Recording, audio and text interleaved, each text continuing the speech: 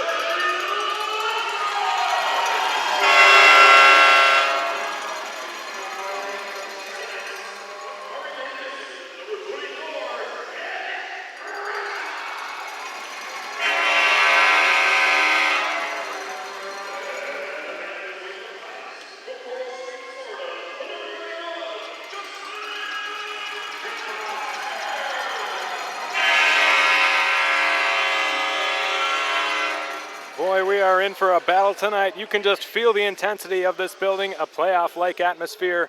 Two teams that are just gearing up for the Robertson Cup playoffs, just 5 games away, and they can feel it here, folks.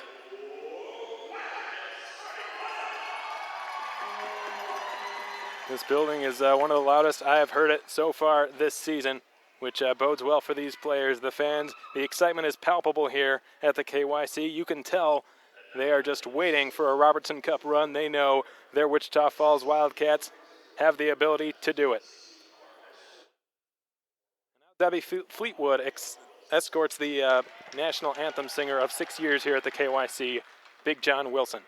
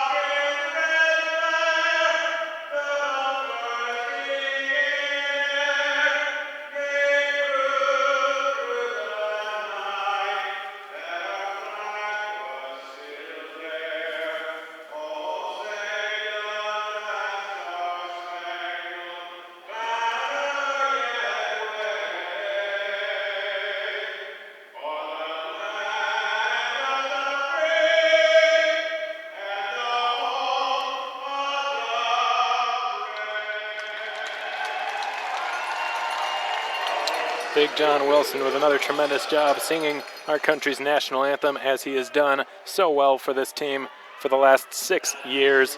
A stick tap, of course, as always, extended to Big John Wilson for his performances here at the KYC before just about every Wildcats game.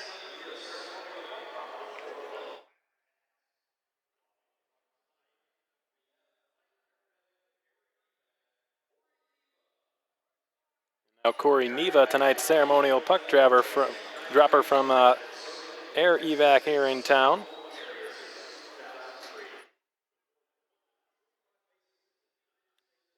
Topeka RoadRunners starting lineup tonight. J.B. Baker getting the start on left wing, I presume. Looks like there was a last-second change by the Topeka RoadRunners coaching staff, because Sammy Tavernier is listed on the line chart here as being Marcus Russell's and Dom Lutz's line mate. However, they do only have 11 forwards dressed. They've got 7 defensemen, so we could see some line jumbling up and down the game throughout tonight's game.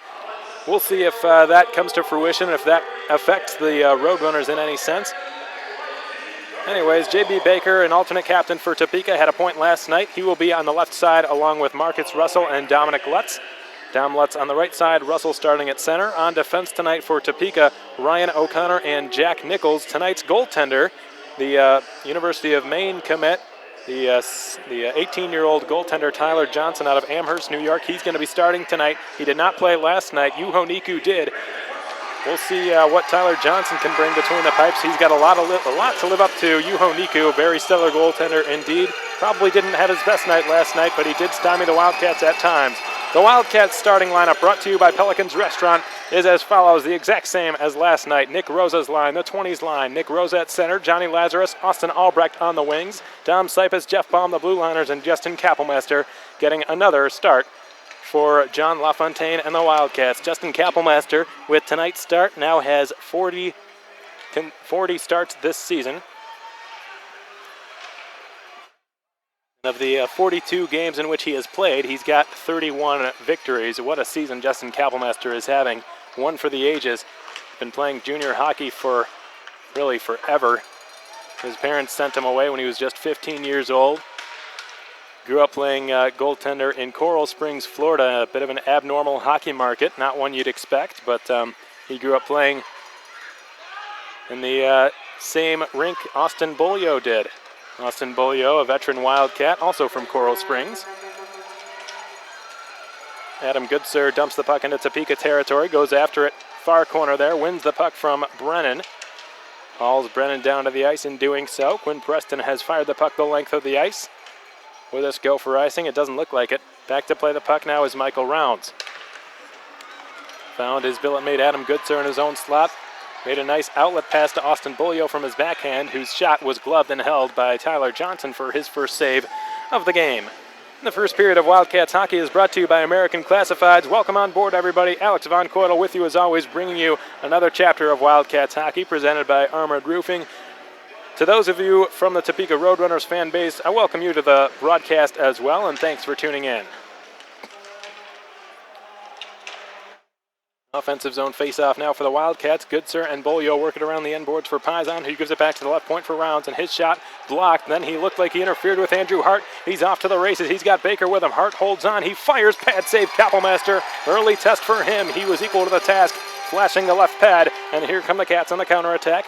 Bit of it at the end of a shift here. 4 of their 5 skaters changing. Austin Bolio, the last of whom, dumped the puck in behind the Roadrunners net. Now on the forecheck, Litviak wins possession of the puck.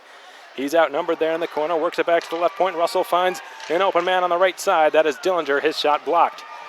Now it's given back to the right side. It's Dalton wheeling into the slot and firing. His shot blocked as well.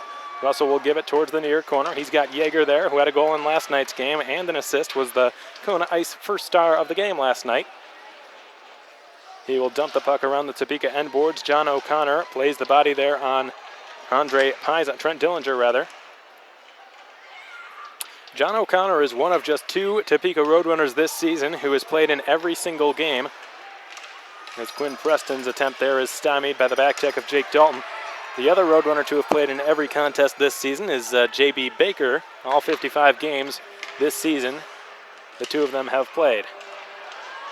The Wildcats have just 1, that being Austin Bolio. Adam Goodsir has never been scratched, though he did miss some time for a college visit.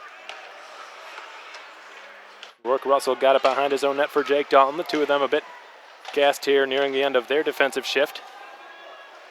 And speaking of defensemen, I'd like to give a shout out, folks, to Casey Nelson. I'm sure a lot of you who follow the Wildcats on Facebook and Twitter have heard the news, but Casey Nelson, the younger brother of Josh Nelson, the Wildcats assistant coach, made his NHL debut tonight with the Buffalo Sabres. Actually had an assist, and I believe was a +1 in the game against the Winnipeg Jets out at the Niagara Center in Buffalo, New York, as the Wildcats ice the puck here. But Hudson Fashing, who played against Casey Nelson quite a bit with the University of Minnesota. Hudson Fashing, the former Gopher, and Casey Nelson, the former Minnesota State Mankato Maverick, also the alma mater, of course, of Josh Nelson. And John LaFontaine's son, JP, as well. But way to go, Casey. Congrats on the NHL debut. Congrats on your first NHL point as well. Not a whole lot of people can say they've scored their first point in the National Hockey League in their first game, so that's quite an impressive feat. And the Buffalo Sabres would go on to win that game, a come-from-behind win. They went down 2-0 in the first period. Hudson Fashing got the ball rolling for Buffalo, and then another couple of young players, Sam Reinhart and Jack Eichel, 2 very high draft picks for Buffalo, scored a couple of goals. So it looks like Casey Nelson is on a very young, up-and-coming team in the Buffalo Sabres. They've had some very difficult seasons of late. They are certainly in the rebuild stage, but they've got all kinds of young talent, as they proved tonight, or this afternoon, I should say, against the Winnipeg Jets in that comeback. Also scoring a goal in that game was Nikolai Ehlers, who is a pretty good friend of Andre Paisan, who's on the ice right now for the Wildcats. Nikolai Ehlers played with the Danish national team, I believe it was the U18 or possibly the U16 team, back in Denmark with Andre Paisan. As a quick shot off the face-off in the offensive zone for the Roadrunners, steered aside by Justin Kappelmaster. Now Dom Sipus has it in his own end, goes behind his own net for Jeff Baum.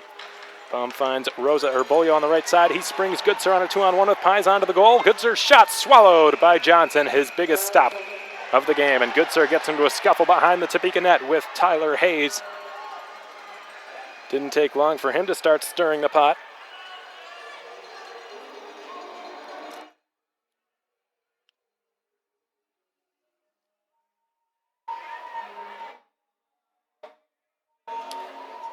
As always, folks, if you'd like a shout-out at any point throughout this broadcast, go ahead and send the Wildcats Twitter page a message. If you're not on Twitter, go ahead and send me a text message. Either way, and I'd be more than happy to give you a shout-out before this game comes to its end.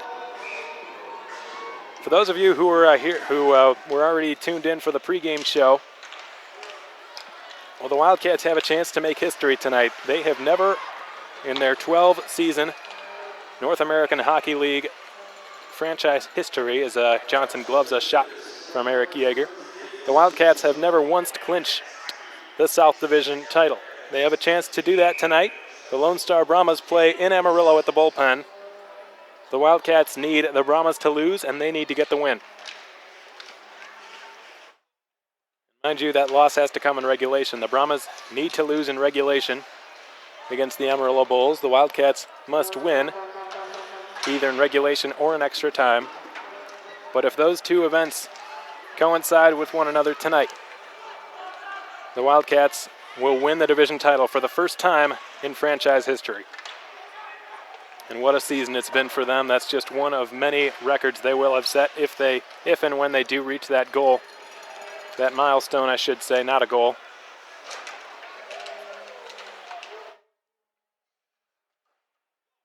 They've already set records for wins this season, now at 41 and counting.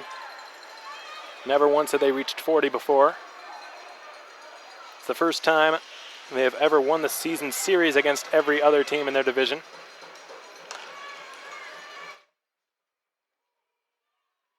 Last year, the Wildcats were taken to new heights under the tutelage of John LaFontaine. All sorts of records set last season as well. This season, they've set the standard even higher for themselves.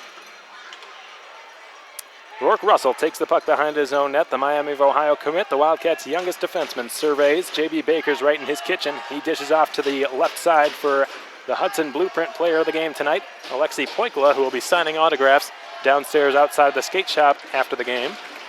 Russell from his knees, backhanded the puck around the far half boards. Jake Dalton with a chance to clear. He does. Gets it wing to Johnny Lazarus on the left side. Puts it in front. Poikla with a good return pass, but Lazarus had it poked away from him last second there by Marcus Russell with a good back check. Hayes, meanwhile, rattles the puck off the glass. John O'Connor assumes control behind the Roadrunners' net. Van Wy slides it to Rosa, fresh off the bench. He was pushed off possession of the puck by Quinn Preston. Now here's Johnny Walker. Former Minot Minotauro captain floats the puck into the Wildcat zone. Now a D-to-D pass from Sipis to Baum. Albrecht with it now. The recipient of the pass from Rosa, who goes to the net. Albrecht down the left side, holds, put it in front for Rosa. Just missed his stick. Sipis turns one towards the goal. Rosa coughs it up. Picked up by Johnny Walker. Here he comes. Walker working against Jeff Baum now down the right wing. Walker takes a shot, kicked away by Kappelmaster, and the puck rolls into his glove, and he's going to hang on.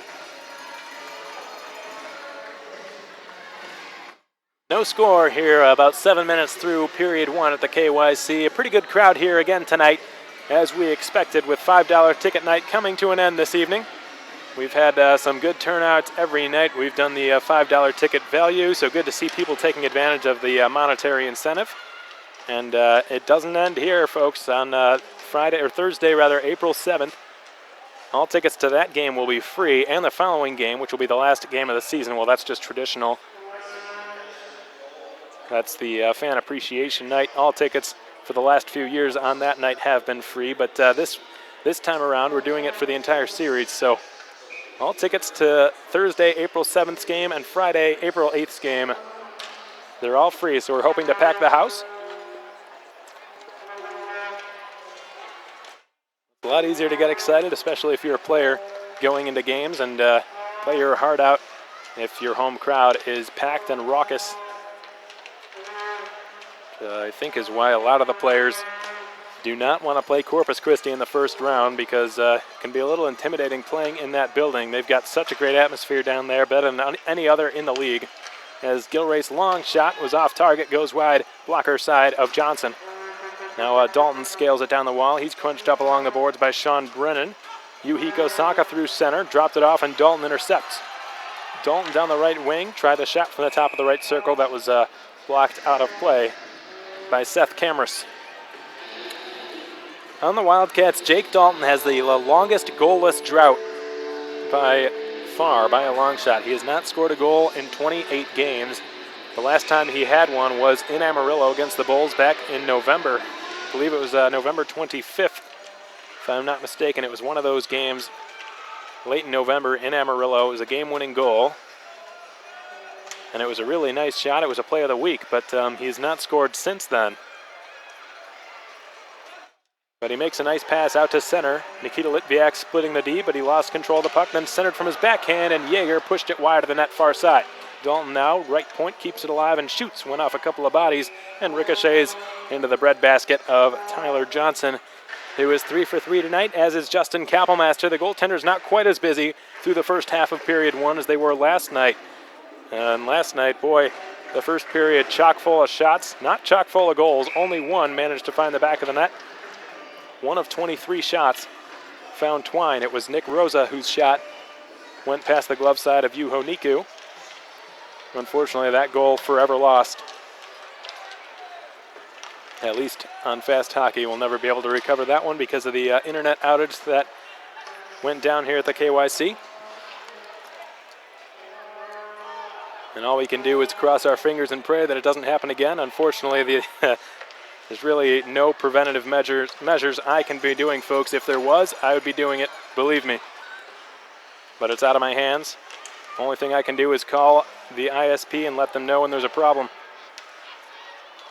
Quinn Preston on the intercept from Alexei Poikala. He will skate it back into Wichita Falls territory. He's bodied up by Jeff Baum. Noah Gilraith, meanwhile, backhands it in the direction of Ryan Burnett. Another Wildcat who's in a bit of a scoreless drought here. He hasn't scored a goal in 14 games, though he has generated quite a bit of opportunities for himself with his tremendous speed, which I must add has seemed like it gets better, or has gotten better, game by game this season. Just always a threat, it seems like, when he's out on the ice. Nick Rosa's going to head to the Wildcat sin bin here early on. Not a very prominent penalty taker, Nick Rosa. Just 22 PIMs on the season, well now 24. Which is less than just about everybody. In fact, I believe it is. Unless, of course, you count Trent Dillinger, who's only been here for 13 or so games. But Nick Rosa, a Lady Byng finalist if we had that trophy here at the NAHL level. Just is serving his 23rd and 24th penalty minute right now as we speak. Sounds like it was a cross-check against Rosa. So for the first time tonight, the Wildcats on the Parkway Grill penalty kill. Pretty successful last night, just gave up one. Killed off a long 5-on-3 and a 5-minute major. Now a shot from the right point by John O'Connor. Stopped by Kappelmaster, and the rebound punched wide there.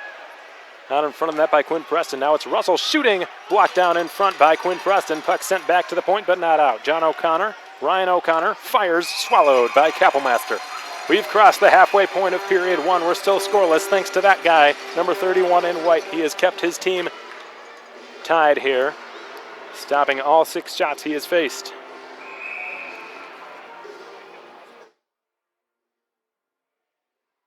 Thank you very much to the Rosas who are watching the Wildcats from Birmingham, Michigan, the hometown of Nick Rosa, who is currently sitting in the penalty box.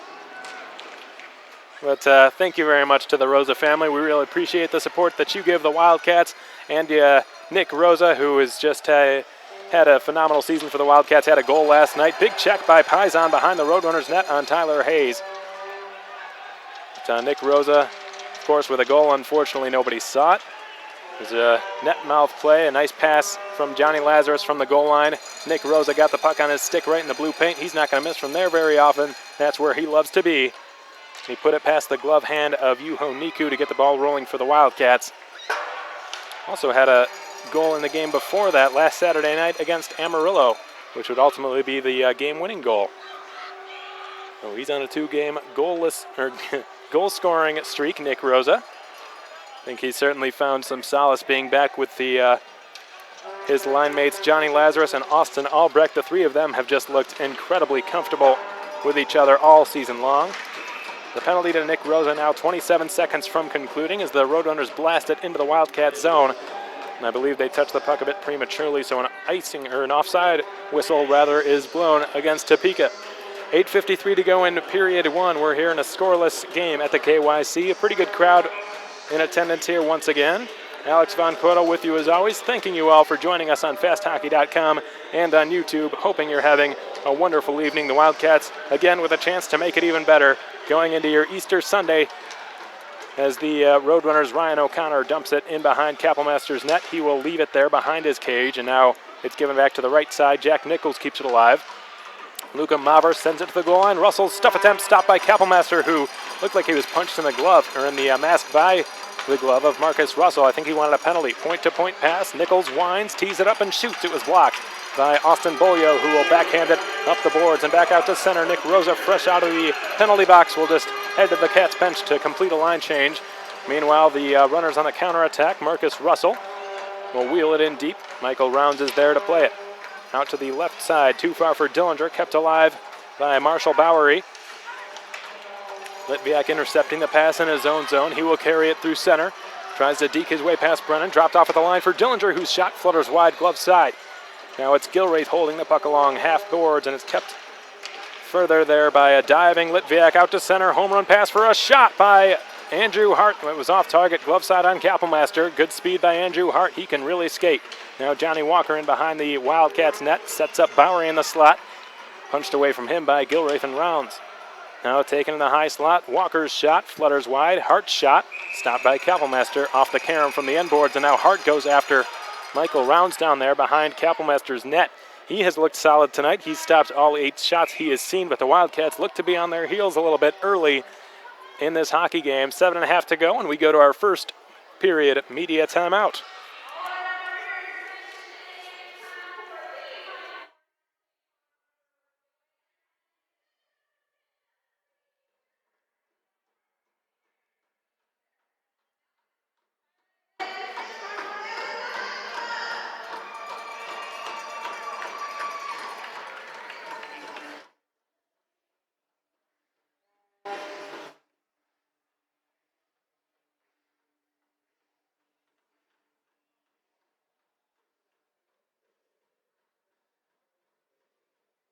The Wildcats player to look out for tonight, folks. Jeff Baum has been a Roadrunner killer all season. Half of his goals this season have come against Topeka. 3 of them on the power play.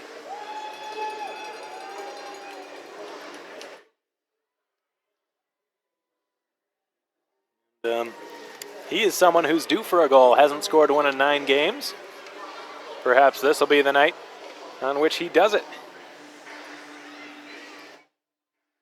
Jeff Baum has generated a bit of interest from Division I colleges after a very strong performance at the Top Prospects tournament under John LaFontaine and company. Dan Wildfung was the assistant coach for the South Division team. Just about every Wildcat, I was told, had a tremendous tournament. I was able to watch the first game. Unfortunately, couldn't catch the second, as Tavernier takes a shot from the top of the right circle. That is batted down by Justin Kappelmaster. Puck corralled now by Austin Albrecht, who will work it out to center.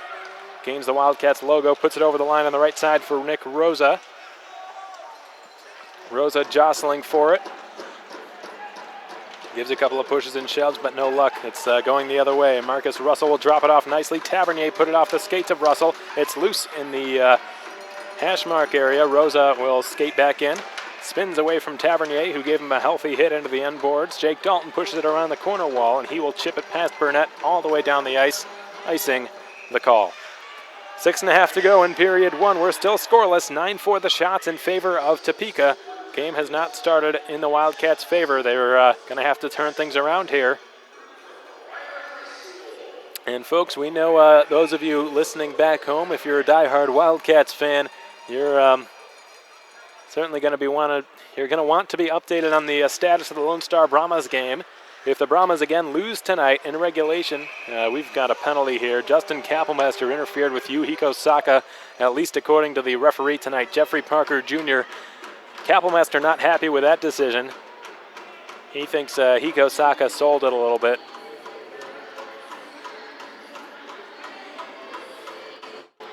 So somebody's going to have to serve this penalty, and now the linesman, Chris Delaney, is letting John LaFontaine know what happened, and the Wildcats head coach sends Ryan Burnett to the Cats sin bin to serve this penalty. The Wildcats on the PK, 1 for 1 tonight. So the interference penalty to Justin Kappelmaster, we'll see if it costs them. He's got to be their best penalty killer here. John O'Connor point to Ryan. Ryan O'Connor gave it in deep, but it's picked off by Jeff Baum, trying to slap it out of the defensive zone. Instead, it pops back into the near side corner. Dom Sipus hauls it along the boards, but not out. Kept alive, John O'Connor. Russell to Ryan O'Connor. Backdoor one-timer, fanning on it there was Luca Maver. Sent back right point once more. O'Connor winds and tees it up. His blast blocker save. Kappelmaster. Ryan O'Connor turns it towards the net, picked off by Baum. Puck rolls just past Luca Maver as Bolio hooks it out to center. Bounces on Goodsir. He will pick it up, try to chop it back in deep, and he eventually does. The Roadrunners reset in their own zone. with 1:15 remaining on their power play. As I was saying, folks, the Brahmas lose tonight in regulation. The Wildcats win in regulation or extra time. The South Division title is theirs. They will play the number 4 seed in the first round of the Robertson Cup playoffs. Whether it is Topeka or Odessa or Corpus Christi, I should say, that is yet to be determined. Odessa did win last night in regulation, which means they have tied Corpus Christi, the same amount of games remaining, but as of right now, and I believe it will stay this way, Odessa has the tiebreaker if the teams are to tie. Get the same amount of points in the standings, in other words. And with Corpus facing the Wildcats for the last 4 games of their season, it is not a very preferable schedule, so they've, without question, they have to consider tonight's game to be a must-win against Odessa on home ice. Tyler Hayes gives it to Sammy Tavernier with 5 minutes remaining in period 1. Sammy Tavernier had a power play goal last night, gains the Wildcats line and drops it off for a quick shot, and I believe that hit Kappelmaster's mask. The sniper there was Dom Lutz. He shoots again, blocked by Round. Second shot goes up and off the mesh and out of play. What a snipe that was by Dom Lutz. It stung Kappelmaster. Good thing goaltenders wear masks nowadays.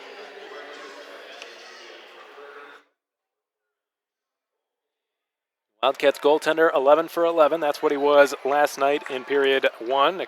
He was 12 for 12, rather, after 1 period of play. The Runners have already almost tied their shot total from period 1 in just 15 minutes of period 1 tonight here.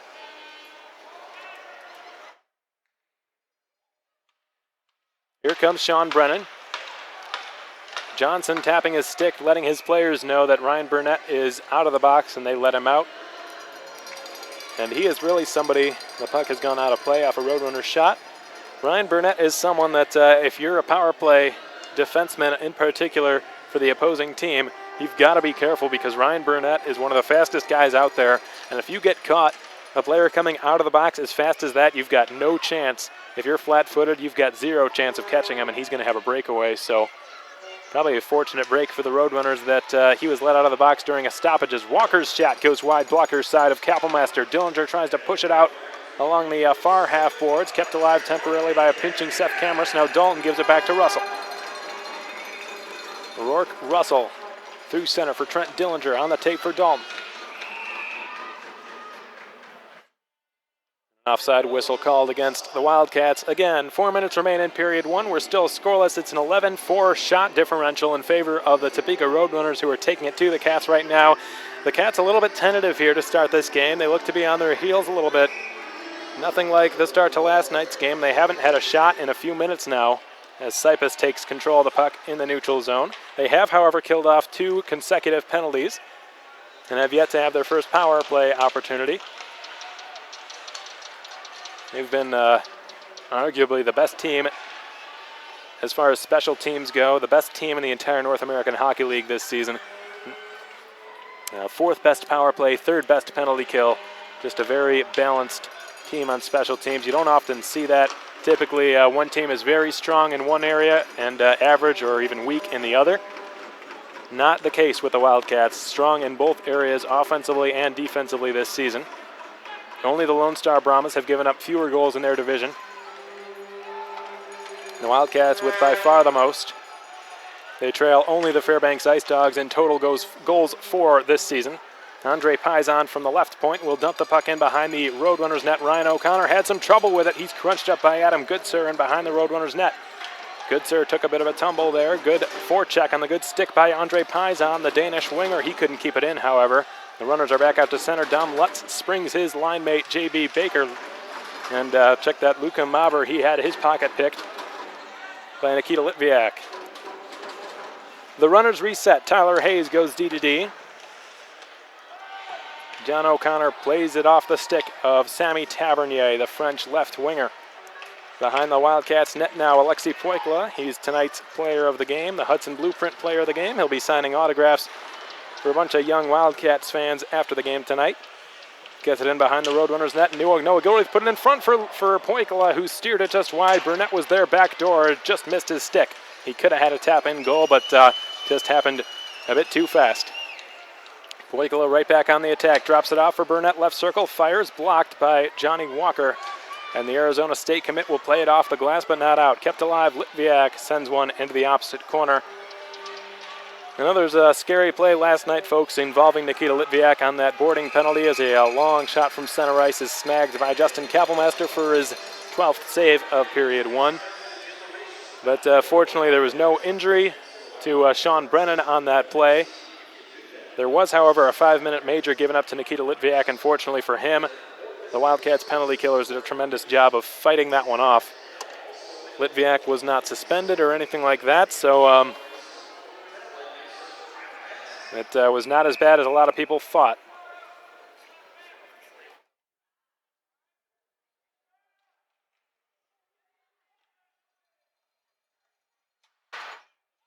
The Wildcats bank the puck off the glass and back out to neutral ice with 100 seconds remaining in period 1. Johnny Walker with the puck on his stick in the slot, takes it in and shoots, and it goes wide blocker side as Quinn Preston will backhand it around the end boards for Andrew Hart.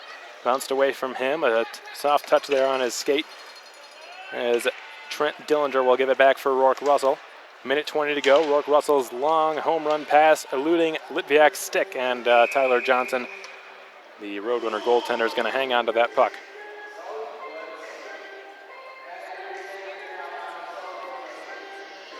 And I'd like to give a shout out to some family members of mine. My dad and his wife Connie watching from back home in Hampshire, Illinois. Thanks so much, guys. Love you both. Wish I could be there. But thanks for tuning in and watching the broadcast tonight. I hope the Wildcats can get a win for you, and I'm sure you're going to have a lovely Easter Sunday tomorrow. Again, wish I could be there.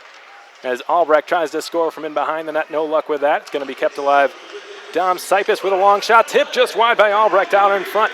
There's a good stick by Austin Albrecht, but look out, here come the runners on a counterattack. They've got a 3-on-2 as Baker's pass tried to split the ice between Baum and Sipis, hoping for Marshall Bowery. Instead got Sipis.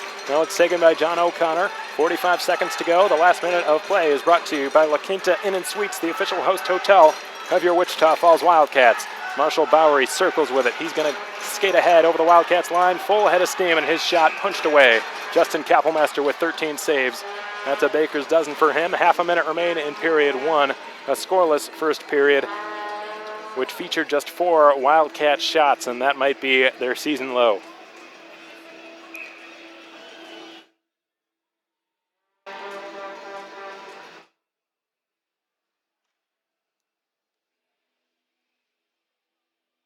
Couple of players jumping the gun on that face-off, Luka Maver and Adam Goodsir, so they're going to try this again. A player lost his helmet down there, perhaps a linesman. That is a linesman. That is Chris Delaney. And oh boy, what have we here? Chris Delaney is skating towards the Wildcats bench now. Hopefully he's all right. Had the pleasure of meeting him, talking with him before the game. A really nice young man. He was out in Amarillo last night calling that game, or working that game.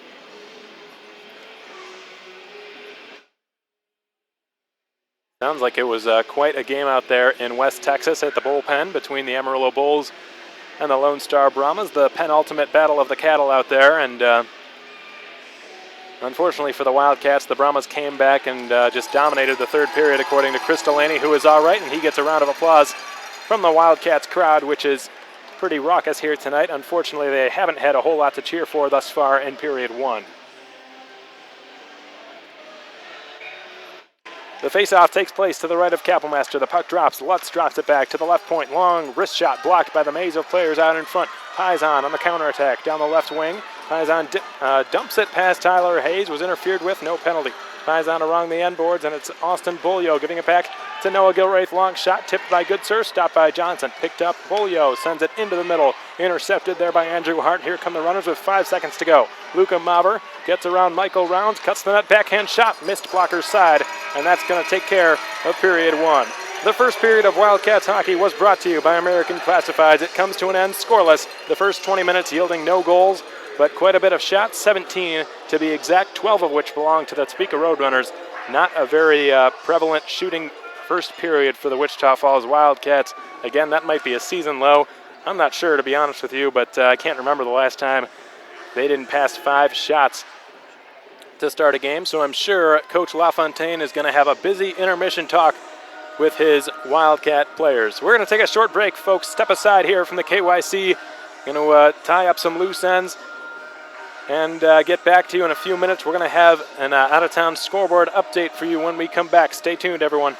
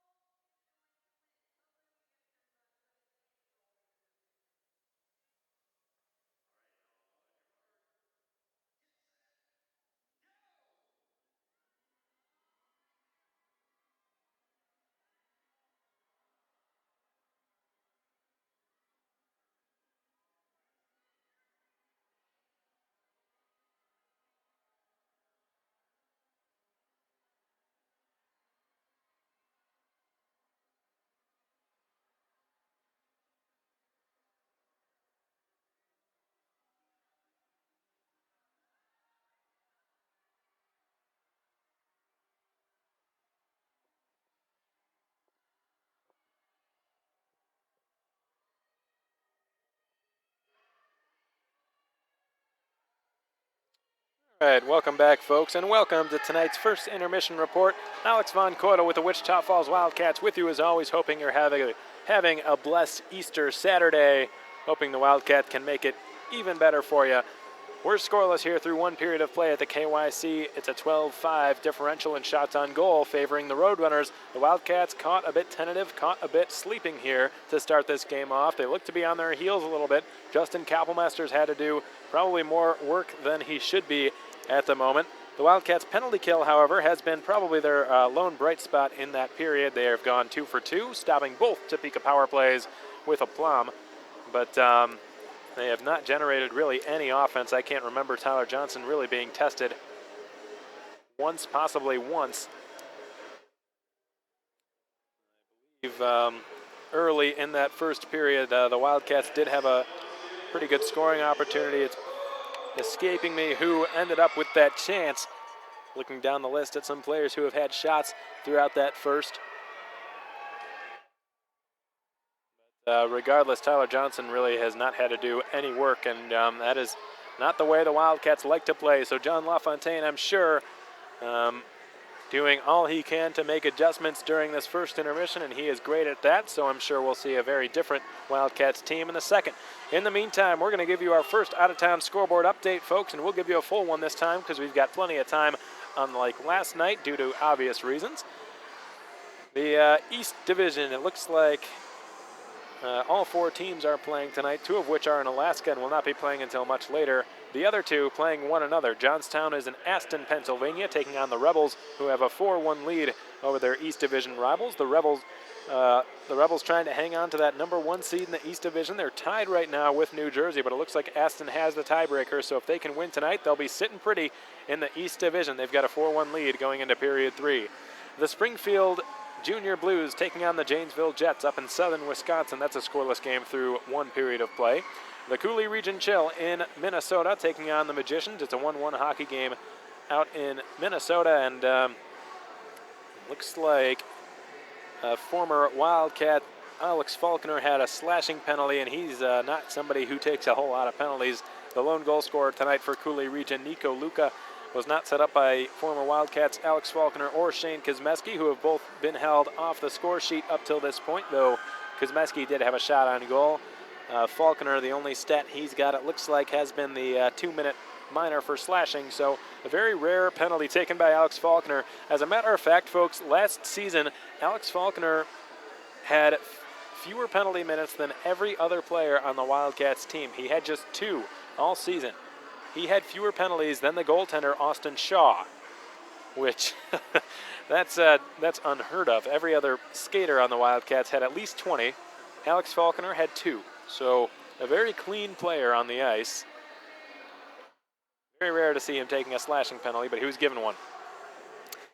Bad news, folks. The Lone Star Brahmas are up 2-0 on the road against the Amarillo Bulls, so they continue to put pressure on the Wildcats to win games. They are not going to make this easy for them. The Wildcats are really, it'll probably end up going down to the last 2 or 3 games, maybe even last game of the season.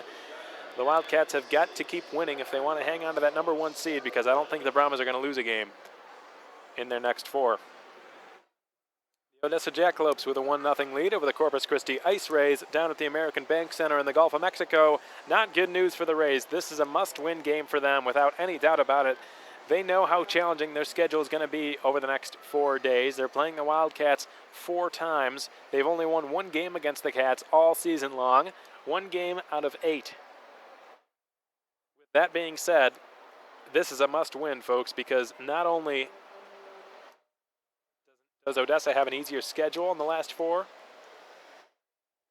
the Amarillo Bulls at home to close their season, but the the Jackalopes have the tiebreaker, so even if the Rays end up tying them in the standings, Odessa will get that 4th place spot. So Corpus really, really needs to pick things up. They must win this game, I think, if they have a chance of making the playoffs. And they're down 1-0 late in period 1. It looks like the goal tonight for Odessa was scored by Pierce Plumer on a power play.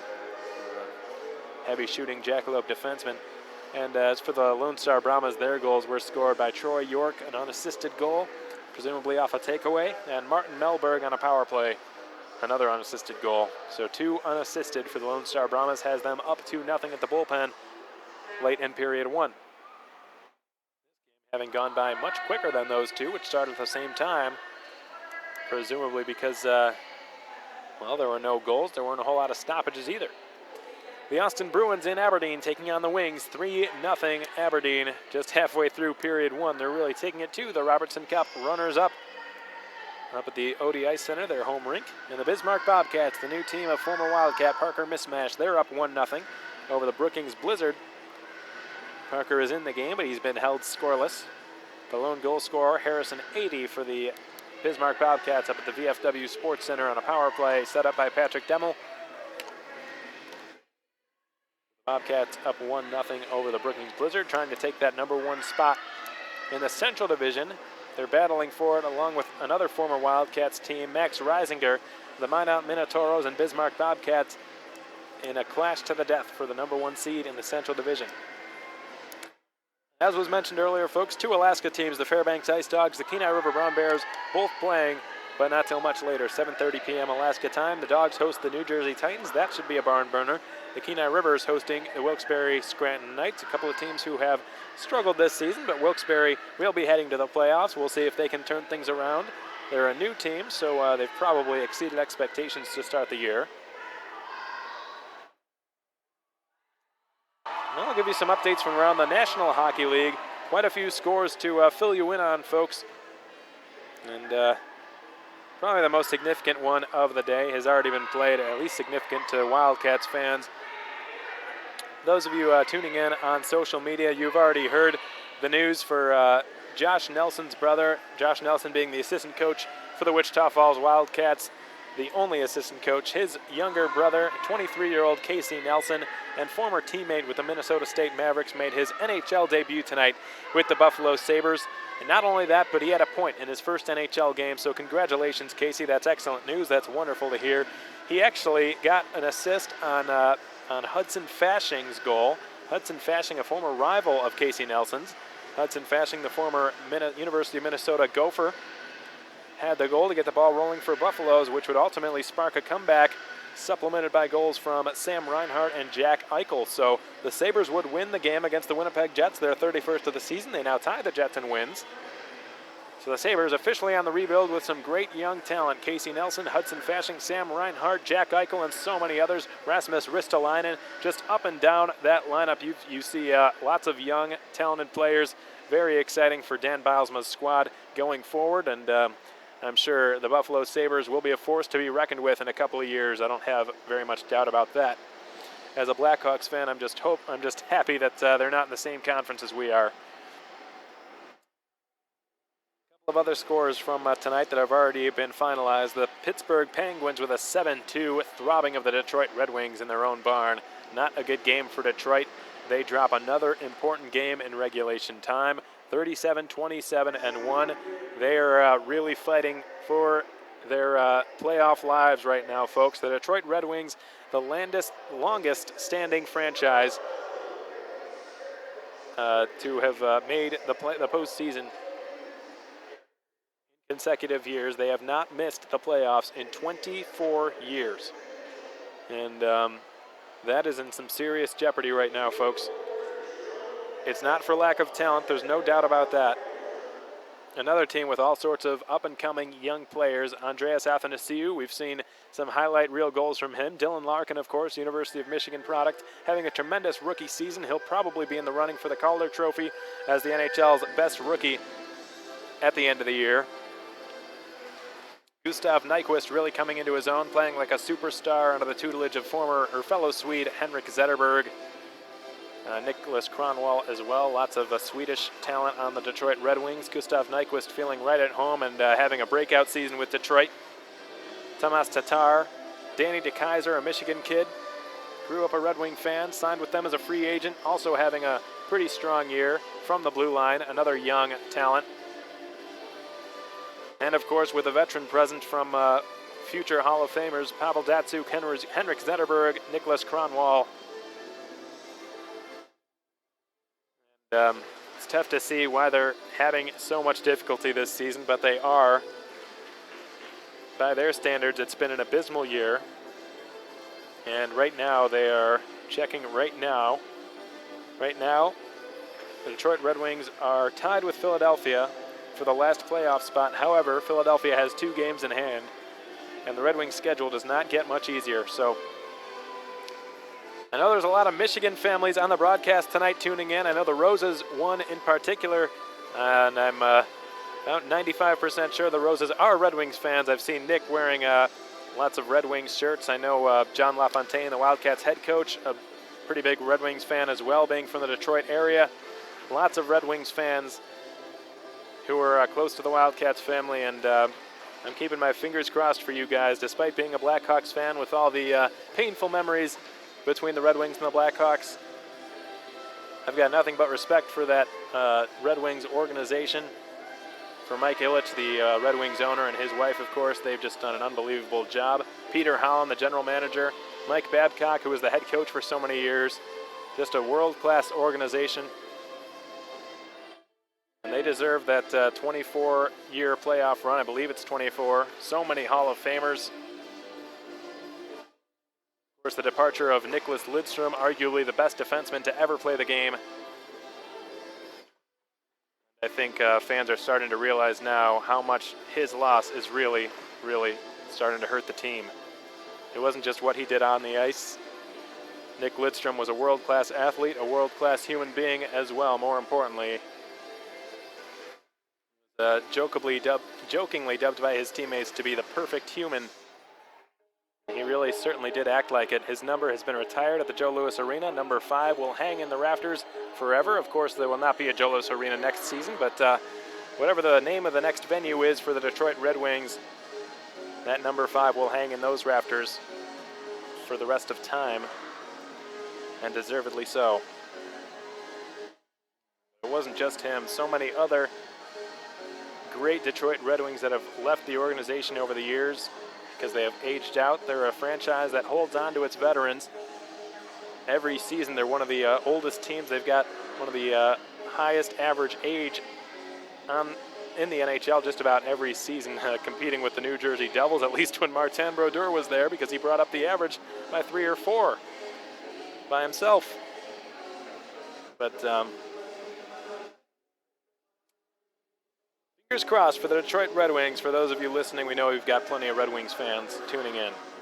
Moving on, the Minnesota Wild swept the Colorado Avalanche on the road tonight, 4-0 victory, and I'm sure we've got some Minnesota Wild fans as well. I know Wildcats assistant coach Josh Nelson grew up a Wild fan, being a northern Wisconsin boy, so it's good news for him. Zach Parise had another goal, 2 goals it looks like, no surprise there. He leads the National Hockey League in hat tricks, a Shattuck St. Mary's product, a North Dakota product as well. Wildcats head coach John LaFontaine knew Zach Parise's dad, JP, pretty well. Dallas Stars with a 4-2 victory over the San Jose Sharks on the road at the HP Pavilion in San Jose, California. So that's some good news for some local fans here in Wichita Falls, who also happen to be Dallas Stars fans. Not good news for me as a Blackhawks fan. The Dallas Stars continue to edge out the Hawks in the Central Division for those points for first place in the standings. The Boston Bruins with a 2-1 edge over the Toronto Maple Leafs through 2 periods of play up at the Air Canada Centre in Toronto, Canada. The hockey center of the universe, as it's so dubbed. I can't say I disagree with that. Despite another horrendous season in Toronto, they just really never cease to amaze me, the amount of support that they get, the crowds that they get each and every game. It's really just unbelievable. The New York Rangers with a 5-2 lead over the Montreal Canadiens, who have just seen their season fall off a cliff after Carey Price left the team due to injury. That team has just all but imploded. They started out as one of the hottest teams in the entire National Hockey League, if I'm not mistaken. They won 16 straight to start the season this year, and they're going to miss the playoffs. Unfortunately, Carey Price is just that important to their success, and without him, they're just not the same team. There's no other way to cut it, folks. The Anaheim Ducks trailing to the Ottawa Senators up in Canada's capital. 3-0 to score through 2 periods of play. The Tampa Bay Lightning taking on the Florida Panthers in a Florida matchup. Florida with a 3-1 edge over Tampa Bay through 2 periods as well. The St. Louis Blues on the road taking on the National Hockey League's finest, the Washington Capitals, the best team in the league this season. The President's Cup Trophy winners, I believe they've clinched. I don't see how any team can catch them at this point. But the Blues with a lead. It's 3-0 on the road, so you got to tip your hat to them. Tough to do as a Hawks fan, but I'll do so because that's not easy to do. At the Verizon Center with a 3-0 lead, the Caps have been basically invincible there this season. The New York Islanders have just pulled their goaltender, it looks like, to tie the game against the Carolina Hurricanes. 3-2 the score in that one. And the Nashville Predators with a 2-1 lead on home ice against the Columbus Blue Jackets. In the meantime, the game you have all come to see, the Wichita Falls Wildcats versus the Topeka RoadRunners, just about underway again, folks. Period 2, brought to you by American Classifieds, just seconds away. Strap yourselves in. It's a scoreless hockey game. I doubt it'll remain so for very much longer. Two very highly skilled teams, two fast teams, two teams with all sorts of offensive upside, and most importantly, two teams that are gearing up for the Robertson Cup playoffs, which is now just 5 games away. The puck drops, the Wildcats in control. Jeff Baum gains the red line and dumps the puck in. Tyler Johnson's first touch of the puck in period 2. He leaves it behind his own net. Ryan O'Connor will shovel it back up the glass all the way down the ice. This will go for icing against the Roadrunners.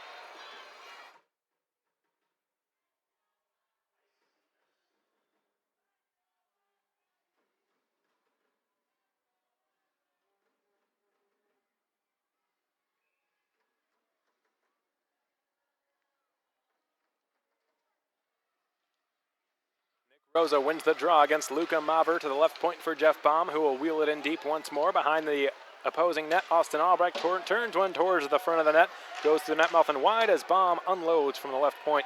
Stick save by Johnson. The puck hobbles its way along the far corner boards. Luca Maver in pursuit of the puck there. Luca Maver with a highlight reel goal last night, a short-handed goal. He stole the puck at center ice as we get a whistle here. Stole it from Jeff Baum, who tried an outlet pass into center.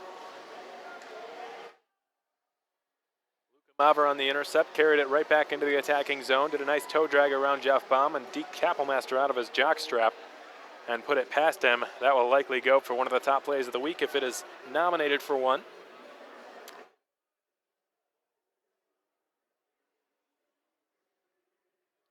Luca Maver, native of Ljubljana, Slovenia, the home country of Andrzej Kopitar, one of the better players in the entire National Hockey League. Kopitar, the star player for the Los Angeles Kings, alternate captain for them. A 2-time Stanley Cup champion, a tremendous person off the ice as well. His father was the head coach of the Slovenian national team at the Winter Olympics back in 2014.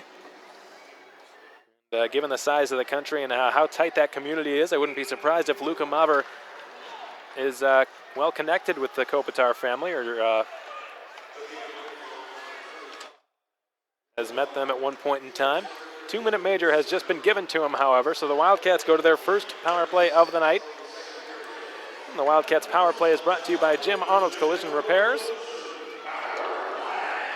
Big enough to accommodate, yet small enough to appreciate. Jim Arnold's Collision Repairs. Jeff Baum dishes to the left wing side. Austin Beaulieu will negotiate his way across the Roadrunners' blue line on the right wing. He will dump it around the end boards. Tyler Hayes chops at it, can't clear it. Past his own man, and J.B. Baker trickles back up the wall. Baum slaps it to Beaulieu. Beaulieu put one side of the net. Here's a shot from Paisan that's gloved and held by Johnson. One of his tougher saves of the night.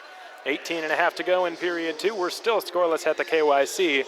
The Wildcats on their first power play of the night. And they've thrown a couple of tests in the direction of Tyler Johnson, but he's been square to them, and he has passed all of them. Minute 15 remain on the Luca Maver penalty. Wildcats power play, 4th best in the league, nearly a 23% conversion rate. The Roadrunners penalty kill has been decent, 10th best in the league. 83.3% conversion rate. Nikita Litviak, far half boards. We'll get it back to Noah Gilreath, manning the point on the top of the umbrella. His shot was blocked by Marshall Bowery. He's off to the races with J.B. Baker. Nikita Litviak and Austin Albrecht hustle back. Marshall Bowery slams on the break. It's at the top of the left circle, and he will put it out of play and up over the glass.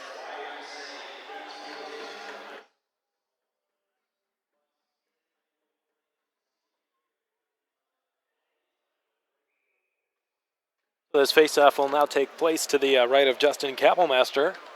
Andrew Hart steps in to take the draw, the speedy winger for Josh Cameras' Topeka RoadRunners.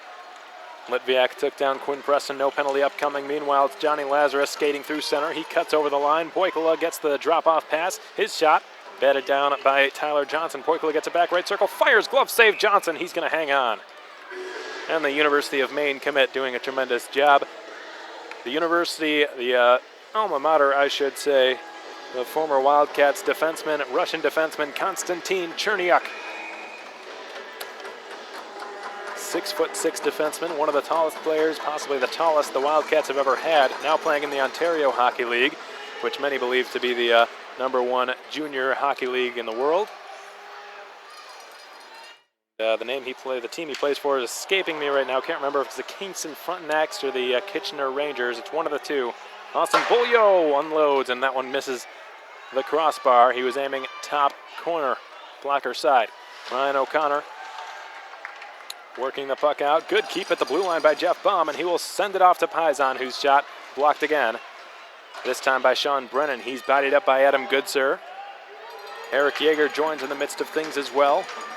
Time winds down on the penalty to Luka Maver, who's finally let out of the Topeka sin bin as Hart airmails one from his backhand in the direction of Maver. He is taken to it by Jeff Baum. Maver goes to the Roadrunners bench, and Baum shoots a long pass out to center. Russell had a blowout there. Baum takes over in his own zone, will shoot it off the glass and back out to neutral ice once more.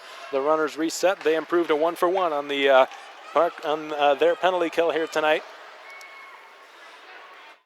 Wildcats 0-for-1 on the Jim Arnold collision power play. Let's had it poked away from his skates. Russell mans up the puck in his own zone. D-to-D for Jeff Baum. Baum gave it the width of the ice on a good pass. Van Wy springs Nick Rosa through center and over the line. Rosa takes it behind the Roadrunners net, tries a backhand wraparound, left pad save by Johnson. Rosa taken to it by a couple of Roadrunners who end up with the puck. Jack DiMatteo springs Sammy Tavernier right side. Crisscrosses with Dominic Lutz and lays a backhander blocked by Michael Rounds on its way to the goal. Tavernier put it into the opposite corner. Puck sent in front of the net, goes off the side of the cage, and Van Wy and Rounds now working for it. Rosa tripped up a bit behind his own net, no penalty. Sammy Tavernier working the half board, switches with Seth Camrus. And contact taking place in front of the Wildcats net, and a penalty will be called against Marcus Russell. That's some dirty play by him in front of Justin Kappelmaster. He swatted the glove away from Michael Rounds. That's a clear penalty. The glove was knocked loose off of, the left glove knocked loose off of Michael Rounds' hand, and Marcus Russell swatted it away from him. And if the ref sees that, he's going to call you for it every time. That's just a cheap and classless play by Marcus Russell. And he's going to have a seat. Jeffrey Parker Jr. giving the Wildcats their second consecutive power play to work with here.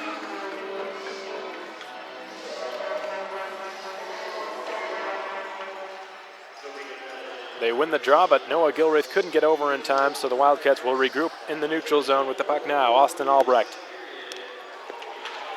He gains the blue line, still with the puck and fires. It's fought off. Hugging the post there was Tyler Johnson. As in after it, he goes diving. That's J.B. Baker. Lazarus chops it around the end boards. Litviak picks it up far half wall. We get a stoppage of play because the net's been knocked catawampus. The right post is off its moorings. So Alexios Karabetsos is going to reset the goal so we can continue play.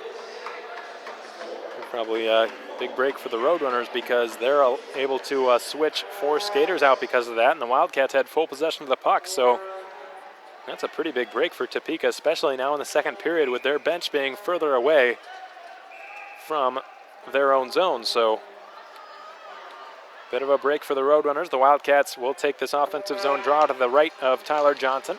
Won cleanly by Quinn Preston. Puck blasted around the end boards. Took a funny hop off a partition. The speedy Quinn Preston in pursuit of it, along with Noah Gilreath for the Wildcats.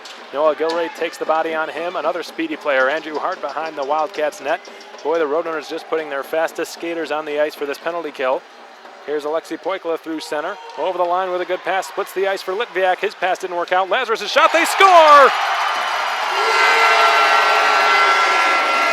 Johnny Lazarus let it rip from the right circle. I think it might have been redirected out in front. Austin Albrecht was standing there. If not, Johnny Lazarus has got his 16th goal this season, his 42nd point, and the Wildcats have finally come through. It's a power play goal, and it's 1-0.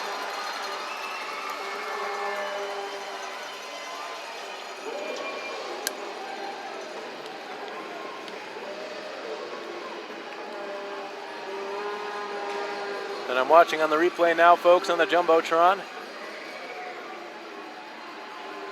If I'm not mistaken, that puck was redirected by Austin Albrecht, so he continues to lead the Wildcats in scoring. That's 54 points for him, 23 goals, and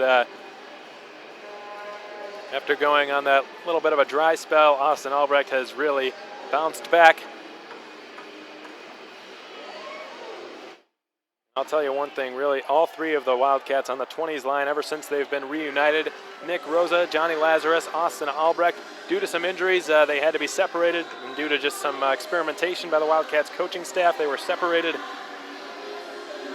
And tell you what, it was nothing short of a genius move putting the three of them back together.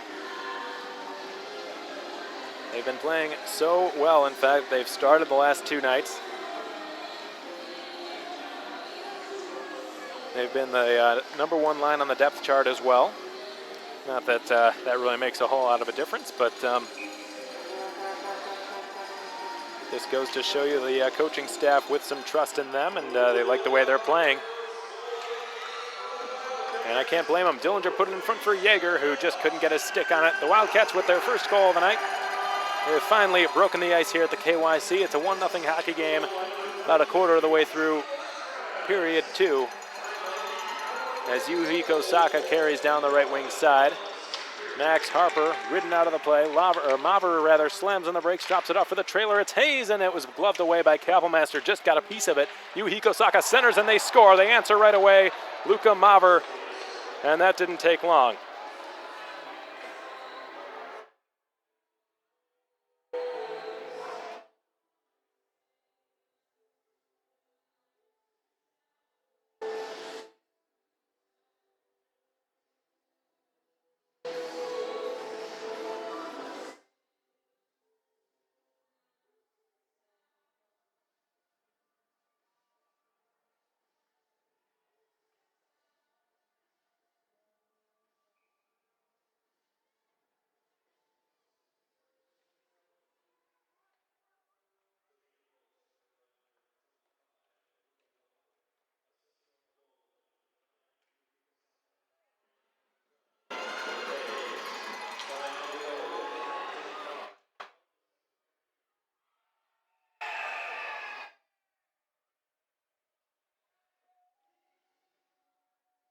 We've got a 1-1 hockey game here at the KYC. A goal scored by Austin Albrecht off the redirect, which ignited the crowd here. Answered very, very quickly by Luka Maver for the Topeka RoadRunners. His second goal of the series. It happened just 34 seconds after Austin Albrecht's goal. His 23rd goal of the season, as a backhand shot went off a bomb sticking out of play in the Wildcat zone behind Kapelmaster's net.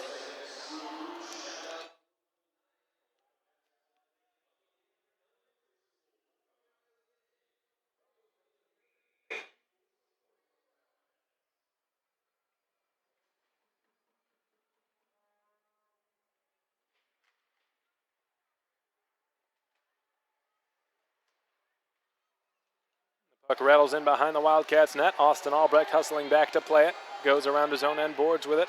Bit too far for Johnny Lazarus, who takes a elbow up high from Ryan O'Connor. Now it's Rounds failing to clear. Jabs it up further. That's Albrecht rather. Rosa crisply passes it along for Johnny Lazarus. Wheels down the right wing side with a pretty drop pass for Albrecht. Gilraith pinches. Did not keep the puck alive. That's onside, and they score! I thought that was offside! Austin Albrecht got the puck right in front of the net. That's 2 goals in less than a minute for Austin Albrecht. And the RoadRunners are not happy. I'm not sure if this is reviewable, folks. I was almost certain that that was an offside play.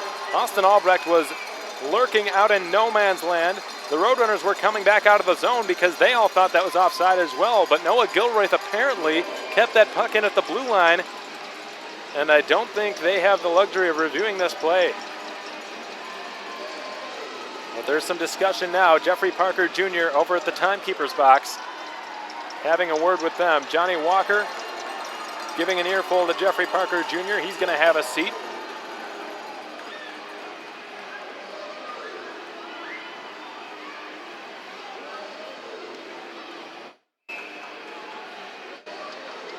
Oh, and Jeffrey Parker Jr. has just ejected somebody from the Topeka bench out of this game, folks. The crowd loving that. I'm not sure who this is. Is this Johnny Walker or is this the coach? Dom Lutz has gotten back on the ice. Jeffrey Parker Jr. repeatedly pointing to the tunnel. He is sending somebody off of the ice from Topeka. I'm not sure who it is. It is the coach.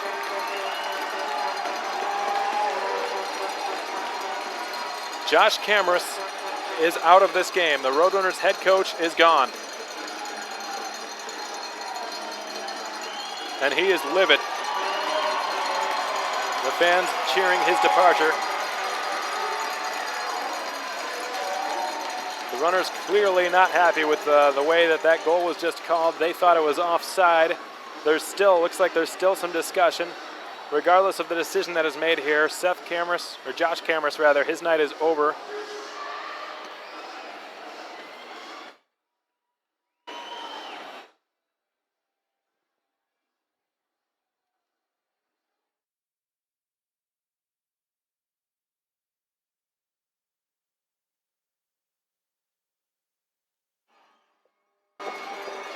And my apologies, folks. I just spoke with Arch Ecker, the Topeka RoadRunners broadcaster. That is not Josh Cameras who's been ejected. That is Clark.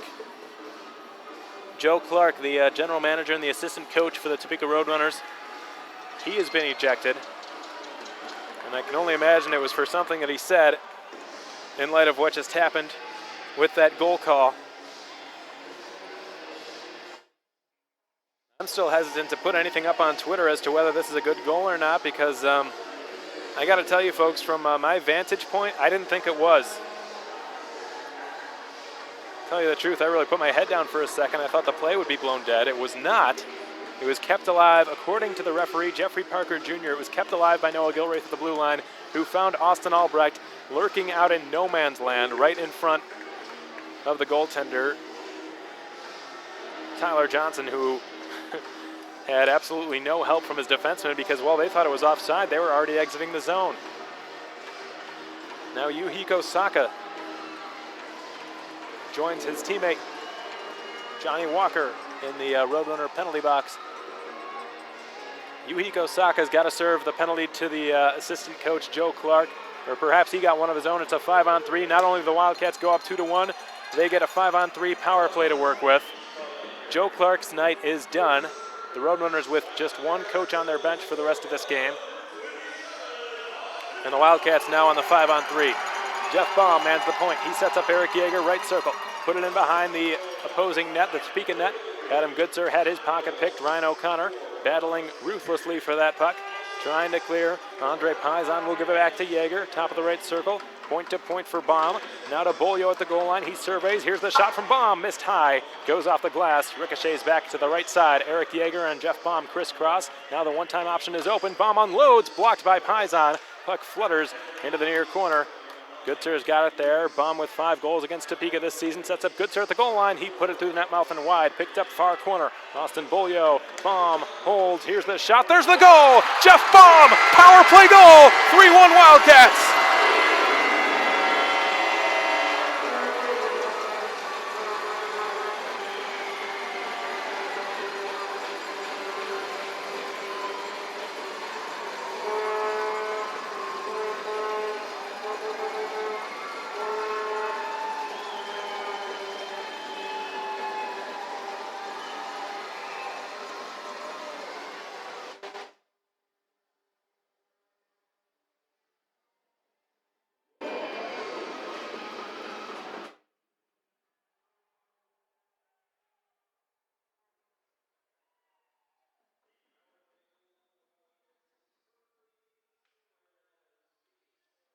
Hate to say I told you so, folks, but Jeff Baum loves playing against these Topeka RoadRunners. 6 goals. Although it looks like Andre Paisan might have gotten a piece of that because according to the public address announcer here, Paisan was credited with the goal.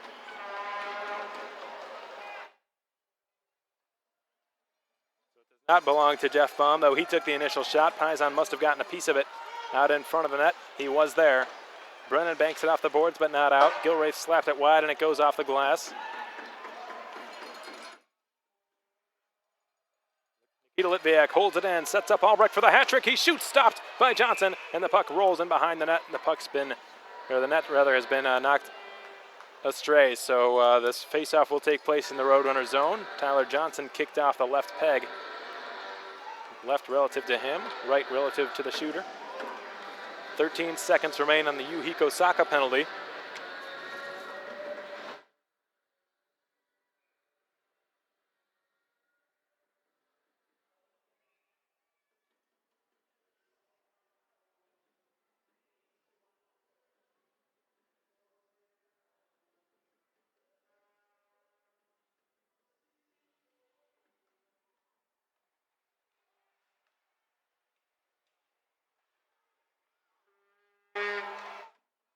Second penalty for the Roadrunners comes to an end here. Yuhiko Saka let out of the Topeka penalty box. The Wildcats do, however, come through on the 5-on-3 power play. 2 for 4 on the Jim Arnold's collision power play tonight. Good night for special teams thus far for the Cats. Meanwhile, we're back to full strength, 5 skaters aside. Marshall Bowery working against Jake Dalton, finds an open man left point. It's Seth Cameras unloading from there. Stick save, Kappelmaster.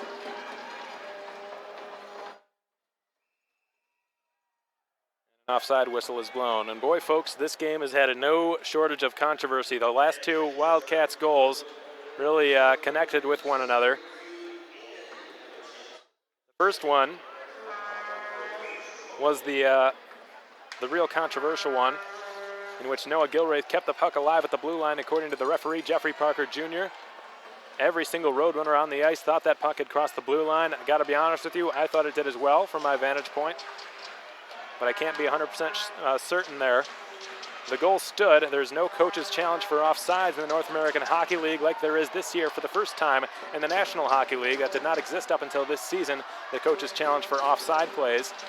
We do not have that luxury in the NAHL. Paisan unloads. His shot sticked away by Ryan O'Connor and out of play.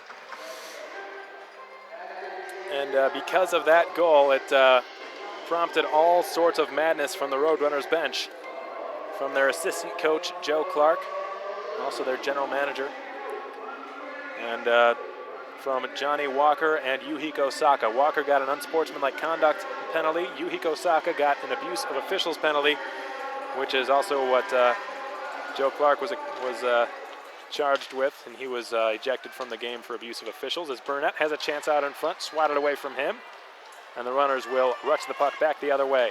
Max Harper had a blowout before he could gain the blue line. Now he has to spin away from Ryan Burnett. Andrew Hart gave it across. Van Wy on the intercept. Andrew Hart and Garrett Van Wy, probably the 2 fastest skaters on the ice tonight. Quinn Preston and Ryan Burnett also probably in that company. And here comes one of them, Ryan Burnett to the other. Garrett Van Wy, left side, fires, glove save by Johnson. And a disagreement ensuing immediately thereafter. All 5 Roadrunners and 4 of the 5 Wildcats right in the midst of that chaos down there.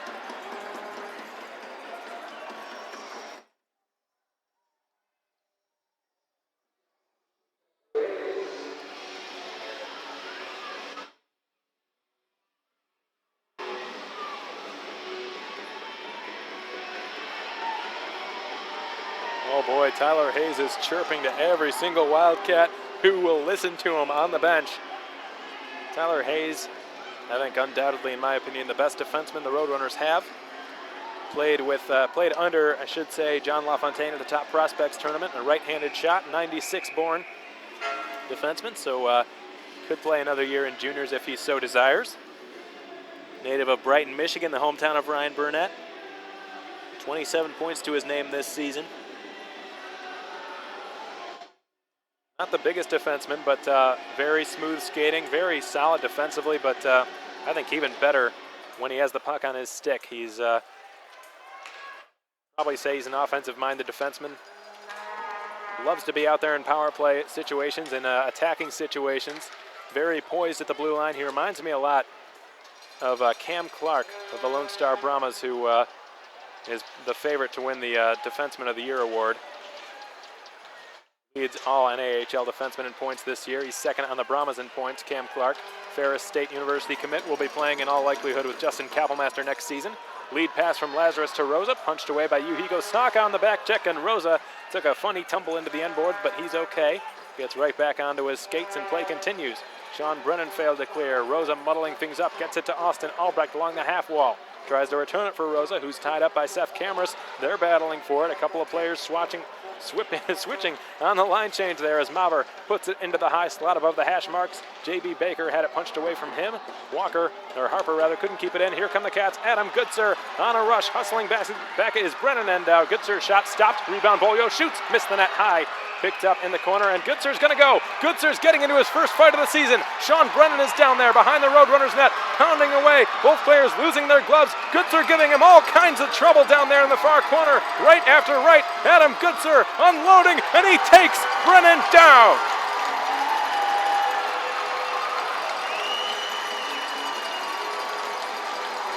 You think that'll get the crowd fired up?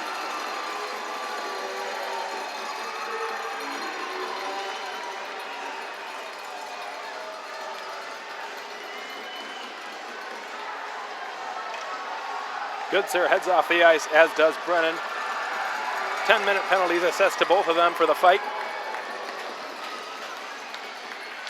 Adam Goodser getting into his first fight in his North American Hockey League career, and it was a dandy.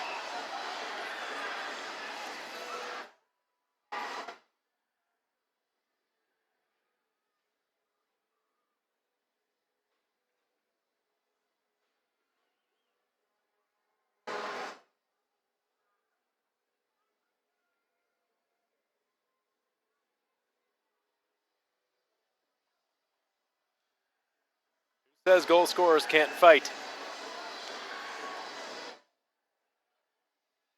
They're at one point this season leading the entire North American Hockey League in goals. Still leads the Wildcats in goals despite going on a 9-game or 8-game scoreless drought. Had a power play goal last night to snap said drought. Goodser with 27 on the season, 44 points and a +20 rating. In all likelihood, we'll be playing with the Tri-City Storm next season of the United States Hockey League. He may come back, you never know, but sounds like based on what people have been recommending to him, the United States Hockey League will probably bode better for his development. He'll be playing at the University of Denver the following season. The United States Hockey League, of course, in Tier 1 Junior Hockey League. A slight step above the NAHL. Certainly the speed is more intense in that league without any question. But the North American Hockey League, folks, has been making strides for years. There used to be such a large discrepancy between the USHL and the NAHL. Not the case anymore. The Wildcats have got some players who can tell you all about that as Lutz rings one off the crossbar and it goes out of play. Ben Lown, also a USHL draft pick to the Omaha Lancers. He played there a few games this season. A buddy of mine, Rob Lipolis, the former broadcaster for the Corpus Christi Ice Rays, now working with the Omaha Lancers, told me all about him. Said the coach put him up at the top line. Ben Lown, I can't remember, he had at least a point, possibly 2 assists in that series with the Omaha Lancers.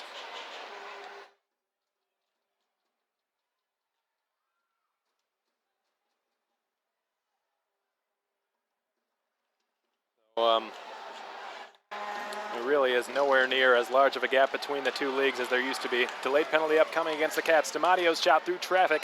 Karams off the end boards after Baker directed it wide. Albrecht touches up, and the Cats go back to the Parkway Grill penalty kill here momentarily. Looks like Dom Sipis is going to head to the sin bin.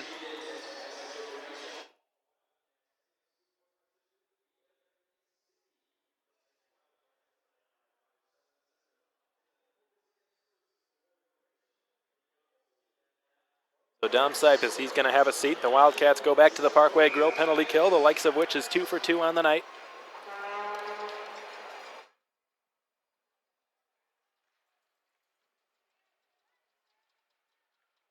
Tyler Hayes slaps it point to point. Sammy Tavernier just failed to keep the puck alive at the blue line, protecting it in front of his own bench. Garrett Van Wy pestering him. Still harassing Preston now. It goes across. A couple of speedy forwards on the ice. Garrett Van Wy, Ryan Burnett for the penalty killing unit for John LaFontaine. Josh Nelson and his defensemen, Rourke Russell and Jake Dalton. Here comes J.B. Baker down the right wing. Takes it in behind the Wildcats net, put it all the way through, back to the point. Hayes a shot, missed wide, blocker side on Kappelmaster.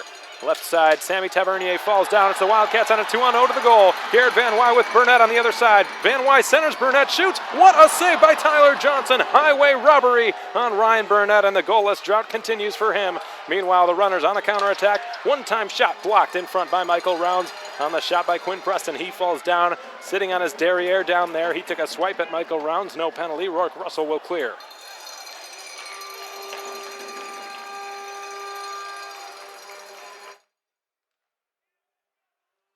Let pass back out to center. Marcus Russell over the line for Quinn Preston. Down Lutz down the half boards. That's Luka Maver, rather. Luka Maver, the Slovenian center for Josh Camerson. The Roadrunners being harassed by Michael Rounds. Puck slapped ahead off of Quinn Preston. Not out, kept alive. Punched away Kappelmaster and sent back to the blue line. Ryan O'Connor struggled with it for a second. Good recovery, however. John O'Connor, right point. Takes a slap pass that was redirected high by Max Harper. Put it off the side of the goal. Kappelmaster didn't see it, but he had it as the whistle blows. 6:13 to go in period 2. 20 seconds remain on the Dementis Cyprus penalty. The Roadrunners power play 20 seconds away from concluding and dropping to 0 for 3 on the night.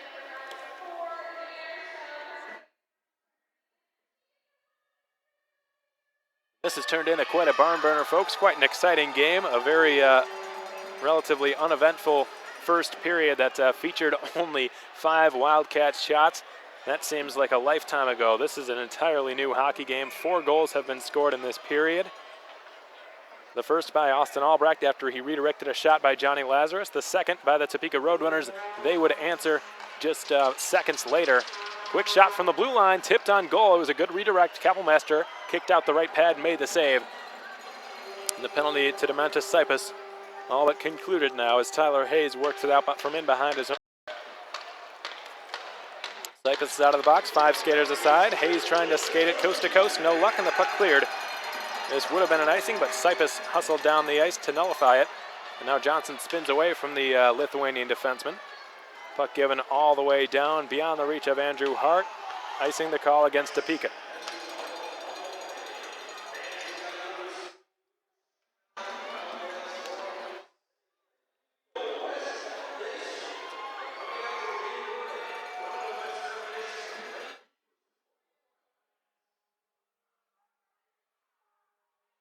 Maver anyways would respond to Austin Albrecht's goal just 34 seconds after the Wildcats' leading scorer put it in the back of the net on the power play. Albrecht would get his second on that controversial goal in which Noah Gilraith kept the puck alive at the blue line. And then that caused all sorts of chaos from the Roadrunners, which would ultimately lead their assistant coach to be charged with an abusive officials penalty. Long point shot by Rounds, steered aside by the goaltender Johnson. The Wildcats came through on the 5-on-3 man advantage with Hiko Saka sitting in the box along with Johnny Walker. Offside against the Cats here. Jeff Baum took a shot from the top of the right circle, and Paisan redirected it past the goaltender Tyler Johnson. So that takes us to now a 3-1 hockey game in favor of Wichita Falls. The Roadrunners very unhappy about the way those last 2 goals went in. Without one, we certainly would not have the other. But controversial plays, controversial calls, they happen in this sport, and the Roadrunners did not handle it the right way. Tavernier unloads, and it goes just wide. Glove side, rolls out to center. It's another 2-on-1 for the Wildcats. Austin Albrecht on the left side. He's got Lazarus with him. Drops it off. Good back check by Ryan O'Connor. He breaks it off of Lazarus' stick, and that attack has fizzled out. Dominic Lutz, meanwhile, across to the right side for a pinching Ryan O'Connor. He slams on the brakes, tries to send it across for Sammy Tavernier, who had the one-timer available, but good stick by Austin Albrecht negated it. Nick Rosa takes a shove from Sammy Tavernier. Now Rourke Russell patiently waits in behind his own net. Green Bay Gamblers draft pick in the USHL, skates it ahead from in behind his own goal. Rourke Russell displaying some poise through center. He shoots from 100 feet out, and it's easily sticked aside by Johnson. Jack DiMatteo, the new Lenox, Illinois native, goes behind his own goal a bit dangerously with that pass. John O'Connor works it out to center off the stick of Quinn Preston. DiMatteo resets in behind his own net. Will go D-to-D again for John O'Connor. John O'Connor, a workhorse from the blue line this season for the Topeka RoadRunners, one of just 2 players to have played in every game this season for Topeka.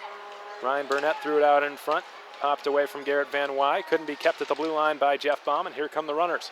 Harper with a shot, routine stick save, Kapelmaster.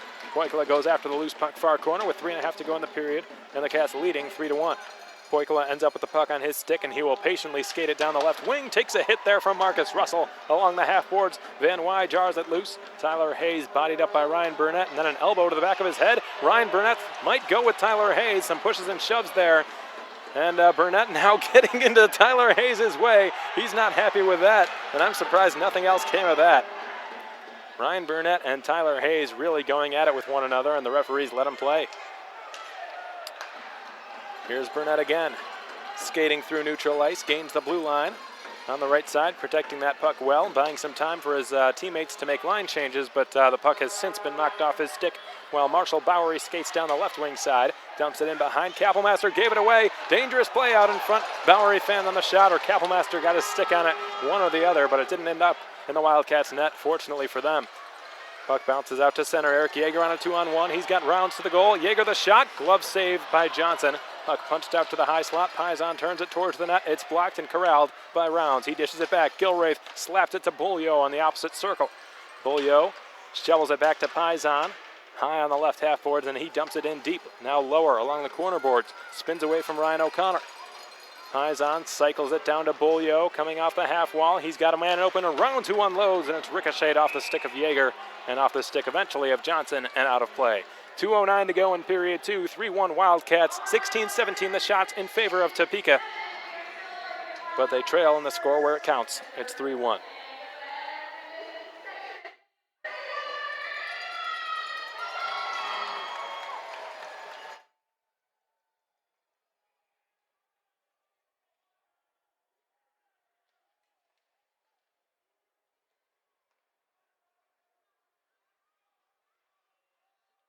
Runners dump the puck into Wichita Falls territory. Luca Maver forechecking in pursuit of that puck. He's manned up there by Jake Dalton.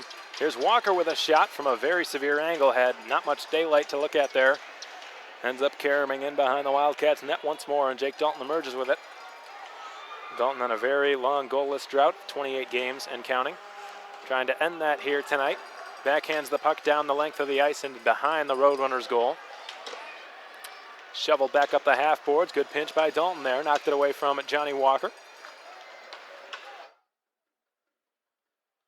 John O'Connor splits the ice with a beautiful pass through center. Walker's in alone to a backhand, and he fanned on it. I think he had his stick lifted. A penalty will be called. This might be a penalty shot. I don't think it will be, but a slashing penalty is forthcoming against the Wildcats. And Johnny Walker with some good stick handling there. Got Kapelmaster down and out. He had an empty net to shoot at virtually from his backhand. He put it onto his backhand, and folks,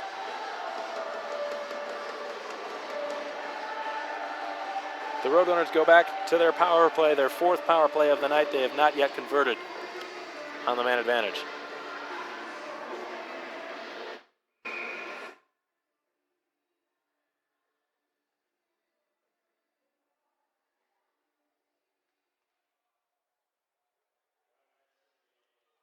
Roadrunners go back to work on their 4th power play as Tavernier tries to snipe it glove side, but it was blocked by Garrett Van Wy, who takes the passing lanes away, or tries to at least. Tavernier again, one-times it from the left circle, denied by Kapelmaster. Now the public address announcer, Charles Campbell.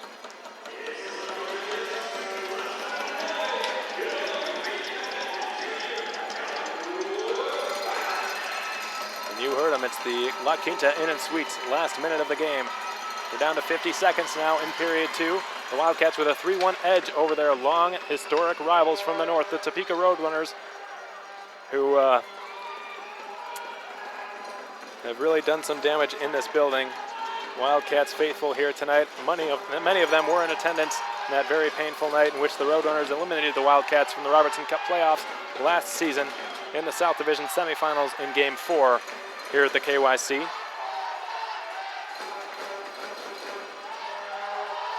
Sammy Tavernier of Annemasse, France, sends the puck between Rounds and Gilraith for Dom Lutz. Kapelmaster pushed it into the far half boards. Now it's sauced into the high slot near the hash marks, given all the way back to Ryan O'Connor. In front of the net, a shot sent just wide by J.B. Baker on the blocker side of Kapelmaster. A glorious chance to draw to within one, but the Runners have missed the net again, and it's going to cost them. They trail 3-1 after 2 periods of play are in the books. The Wildcats broke the scoring open. They scored 3 goals in that period. The first by Austin Albrecht, which was answered just 34 seconds afterwards by Luca Maver of the Topeka RoadRunners for his second goal in as many games. And then there was that controversial play in which Noah Gilraith kept the puck alive in the high slot at the blue line and spun it towards a wide open Austin Albrecht. And when I say wide open, folks, I mean there was nobody within 10 feet of the guy aside from the goaltender, Tyler Johnson, who had no chance. Albrecht deked him from his left to his right, put the puck from Albrecht's right to his left on his forehand, buried it, made no mistake, and gave the Wildcats the lead for the second time of the night. And after that happened, because of the controversy, the Roadrunners really lost their temper. 2 of their players, Johnny Walker and Yuhiko Saka, were both penalized for unsportsmanlike plays. One was an unsportsmanlike conduct, the other was abuse of officials. The same penalty which would get their assistant coach, Joe Clark, ejected from this game. So the Roadrunners will have to manage without him. The Wildcats came through on that ensuing 5-on-3 power play off a Jeff Baum ripper that was tipped home by Andre Paisan. So that takes us to the scoreboard now. 3-1 Wildcats after 40 minutes at the KYC have been played. We're going to step aside again, folks. Take a break here at the KYC. When we come back, we'll have some out-of-town scoreboard updates for you again, and we'll break down that second period for you in a little greater detail. We'll cover Adam Goodsir's first fight as a Wildcat as well. Stay tuned, everybody. We'll be back.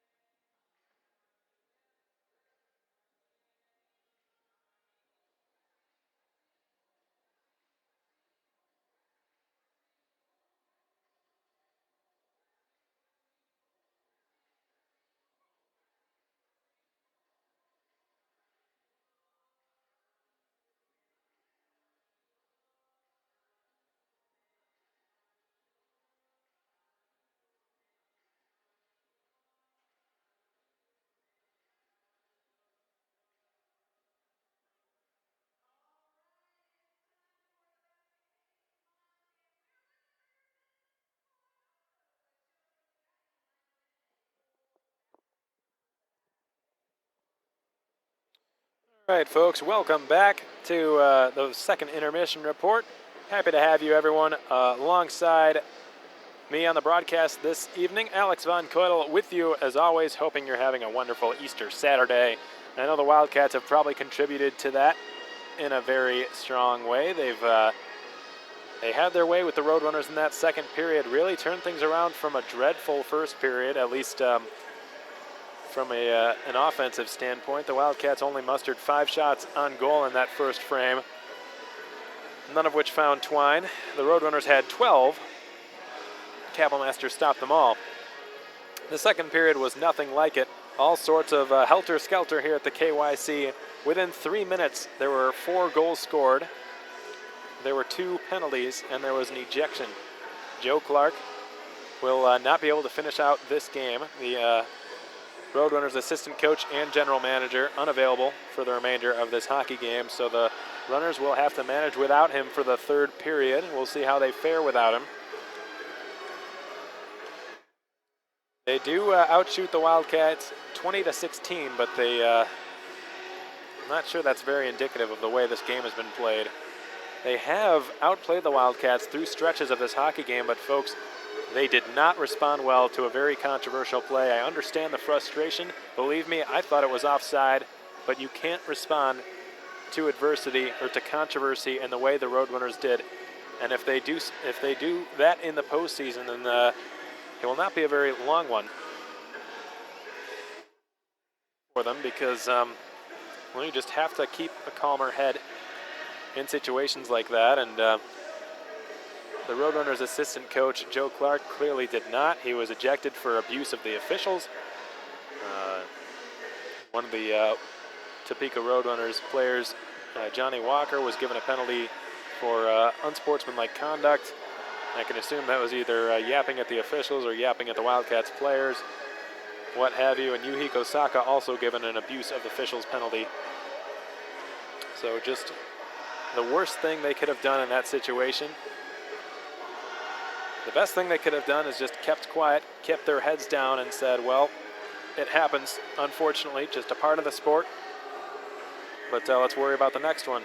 And that's not what they did, and it cost them, and now they find themselves in an even deeper hole. It's 3-1 Wildcats through 40 minutes of play. The goals tonight have been scored, 2 from Austin Albrecht, who very well could be the first Wildcat this season to score a hat trick.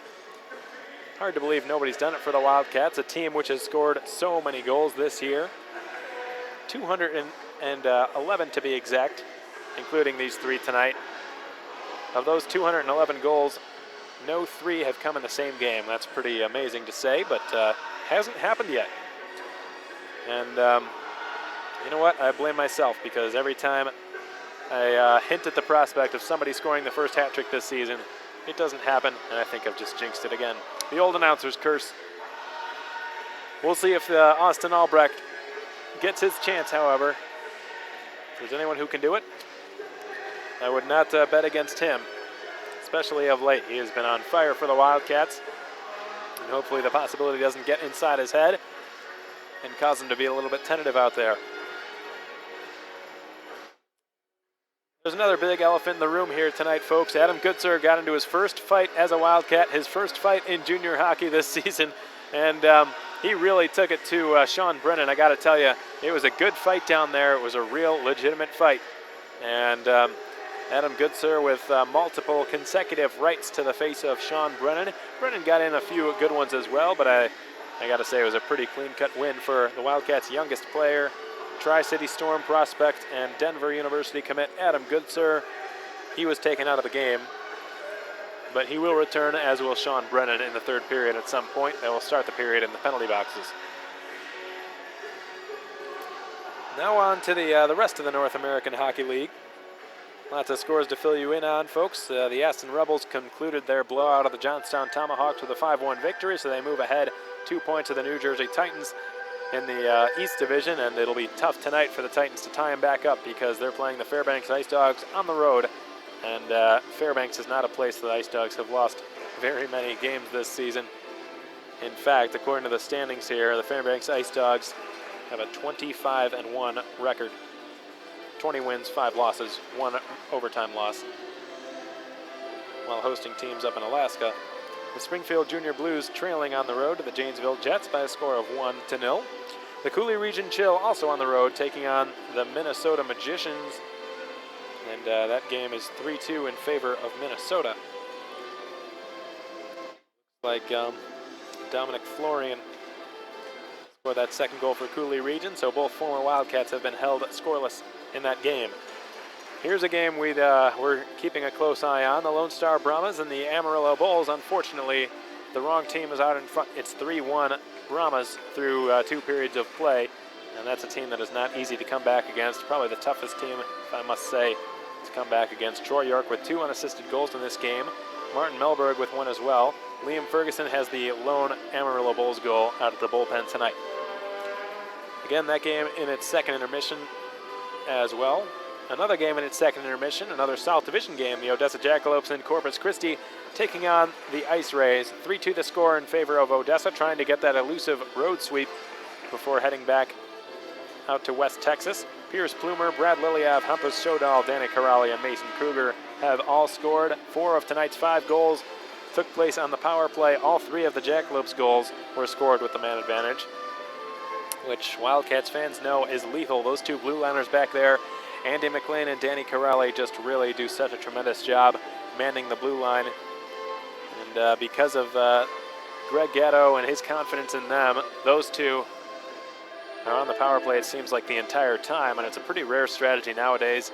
Coaches typically like to go with 1 defenseman on the power play and set up an umbrella type of shape with their players, which means they've got the defenseman manning the point typically, and 2 forwards, 2 heavy shooting forwards on the wings who can one-time shots and take shots, and typically either 1 guy out in front of the net providing traffic and screens, and 1 off at the goal line directing traffic. Not the case with the Odessa Jackalopes. They set up in the traditional power play structure, 2 defensemen and 3 forwards, because of how strong those 2 are on the blue line.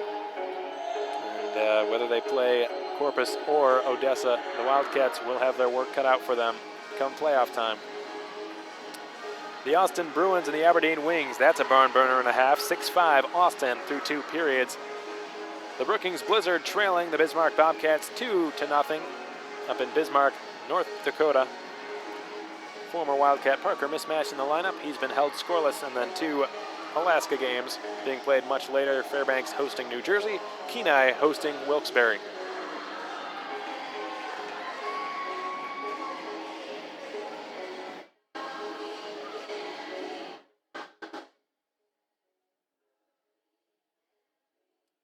We're going to step aside real quick, folks, take another short break. We've just got 3 minutes before third period action is brought your way, and it promises to be quite a battle. This game has really gotten out of hand a little bit, but I think order has since been restored down on the ice.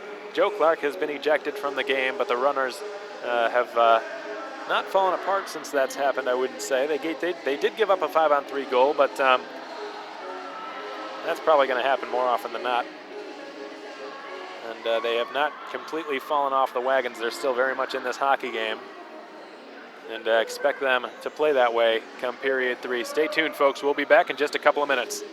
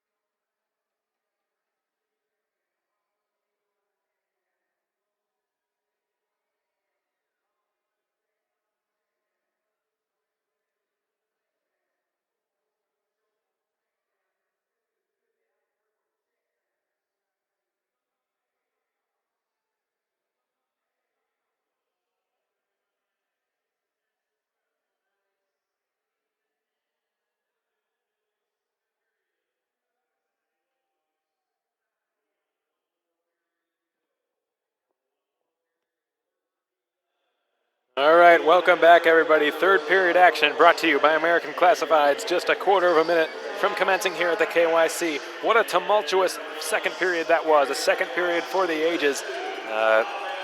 Nothing like it, really, that I can think of this season. Controversy left and right, a 5-on-3 power play goal. 2 penalties given out to Johnny Walker and Yuhiko Saka. An ejection handed out to general manager and assistant coach through the Topeka RoadRunners, Joe Clark. All capped off by a fight from the Wildcats' leading goal scorer, Adam Goodsir. With the remaining half a minute or so of the Jake Dalton penalty will tick off the clock. Adam Goodsir and Sean Brennan, the guilty parties of that fight, starting off this period in the penalty box for the first 2 or 3 minutes or so before they're let out. Adam Goodsir, an important penalty killer for the Wildcats, unavailable for the next 15 seconds. Andre Paisan hauls the puck down the right wing side. Paisan powers his way to the net, and the puck rolls loose and hops through the blue paint and wide, and Tyler Hayes lost his stick down there. Meanwhile, it's Quinn Preston firing a snapshot that was blocked by Gilraith, and it goes out of play.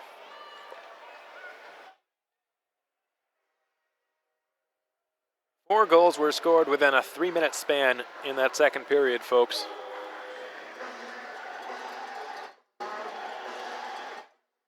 Boy, sometimes in this sport, goals just come in bunches. Do they not? I mean, the first period, there was there wasn't anything even close to a goal. And then within a 3-minute span, there's 4. They just start falling in. Luca Maurer puts the puck across the ice, fresh off the out of the penalty box. Jake Dalton waiting for the pass from Austin Albrecht, and he tips it further into the offensive zone. Johnson lets it go. Ryan O'Connor takes over.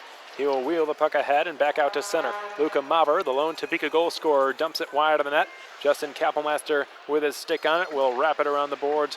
Albrecht unintentionally kept the puck in. Here comes Lazarus down his off wing. Rosa going towards the net. Dropped off for Albrecht on the left side. He fires it wide short side. Jake Dalton did well to hustle over, keep the puck alive at the right point, but his shot was blocked by Yuhiko Saka, and it's fluttered back in. 18:40 remain in period 3. 3-1 the score in favor of the Wichita Falls Wildcats, and it was an outburst of goals that happened all within 3 minutes of one another. 4 goals in that 3-minute span in the second period as a shot is turned towards the net and blocked out of play and off the mesh.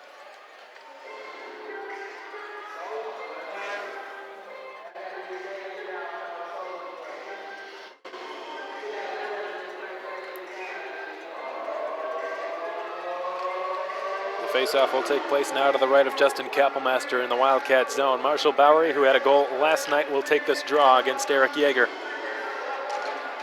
Bowery wins the draw cleanly right off the faceoff. Dalton scoops it up. He joins his teammate Trent Dillinger on the rush, and he'll peel off as Dillinger dumps it in. Seth Camrus. Camrus, the younger brother to the only coach on the Roadrunners bench for the remainder of this game, Josh Camrus, Roadrunners head coach. Puck given in behind Kappelmaster's net. Dalton failed to clear it. On the other side now it's John O'Connor. Litviak punches it past him and back out to neutral ice. John O'Connor hoists the puck beyond Dalton's reach. He got a stick on it as it fluttered in the air. Dalton chips it to Poikala. Poikala outlets one now to the right side. It's Ryan Burnett storming through center ice on the right wing. Dumps it past Jack DiMatteo. Picks it up in behind the Roadrunners net. Banked it off the back of the cage. Now it's DeMontis Sipis down there muddling things up. He jars the puck loose, but to the wrong guy, and here come the runners. Sammy Tavernier on the counterattack. Stymied up there by Jeff Baum. Tavernier put it wide on the far side of the net. Tyler Hayes lays into Ryan Burnett there as a long point shot is gloved and held by Kappelmaster for his 20th stop of this hockey game. We're 3 minutes deep in period 3. 3-1 the score in favor of the Wildcats. Alex Von Coydel with you as always, folks. Thanks for joining us on the broadcast tonight on fasthockey.com and on YouTube. Seems like we've had a much smoother broadcast tonight. Fingers crossed. Last night, of course, we had that piece of equipment go bad in downtown Wichita Falls. Piece of equipment that was clearly vital to the stream and the broadcast. We've had no such issues tonight, and we're happy to say. As Bolio powers his way to the front of the net, he shoots, and not sure if that hit the post or if Johnson got his left pad on it, but for a second there, it looked like Bolio was going to be able to tuck that home. no goal, and the score remains 3-1. And I think the Wildcats might prefer to be in this situation because it's said that a 3-goal lead is the most dangerous lead in hockey, and folks, last night was a prime case in point for that argument. The Wildcats had a 3-goal lead halfway through the game. They dominated the first half hour or 30 minutes of the hockey game. As Rounds keeps the puck alive at the blue line. And the Runners would score 3 unanswered goals to tie the game before a point shot taken by Austin Albrecht ricocheted off a body and went past Juho Niku on a shot that looked to be harmless, innocent enough that Niku would be able to stop relatively easily, but as soon as he peeked his head around to see where the shot was, as Nichols' shot goes out of play, as soon as Niku peeked his head around a body to see where the shot was coming from, the second he inched his head over to his left, the puck zipped right past his right shoulder. And that would hold up to be the game-winning goal. Austin Albrecht's 22nd of the season. He now has 24. 2 goals in this game. Andre Paisan, the other Wildcat, with the goal. Luka Maver, the lone Topeka RoadRunner, with a goal. And he's got 2 on the series, 2 in as many games. Dalton chips it ahead for Lazarus, goes off of his stick, and Yeager will clear. Interesting, we see Eric Yeager out there now instead of Nick Rosa on that 20s line. I'm trying to see if Nick Rosa's on the bench, can't quite tell. Puck bounces back out into Topeka territory, and then it goes into the Roadrunners bench, so we get a stoppage of play.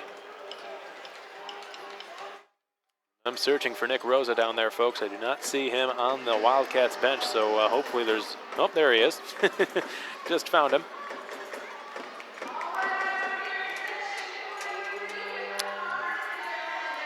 Not sure what the deal is with the lines there. Looks like they've been further jumbled up, possibly because of the fight to Adam Goodsir. I think that's gotten the Wildcats lines all in a tizzy here. Double shifting has to be taken by a couple of the centers. At least one of them. Litviak's passed a bit too far for Poikla. Litviak gets it right back, and his shot goes high and goes off the glass behind Johnson's net. Sipus backhands it down the half board. Litviak chops it further. Meanwhile, it's DiMatteo going off the glass in his own zone. The puck bobbles over Harper and Baum, and it goes the length for an icing call against the Topeka RoadRunners.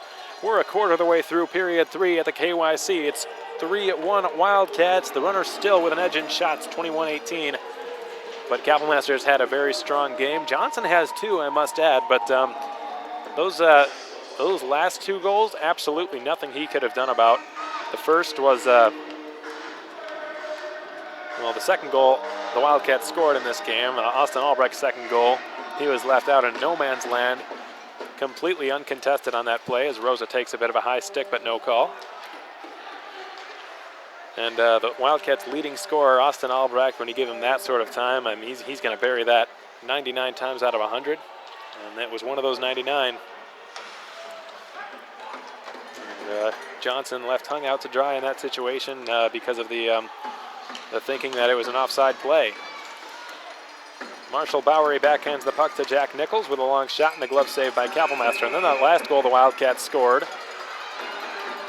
was scored by Andre Paisan after Jeff Baum took that initial shot. And Paisan tipped it through. It was on a 5-on-3. Again, not a whole lot Johnson could have done.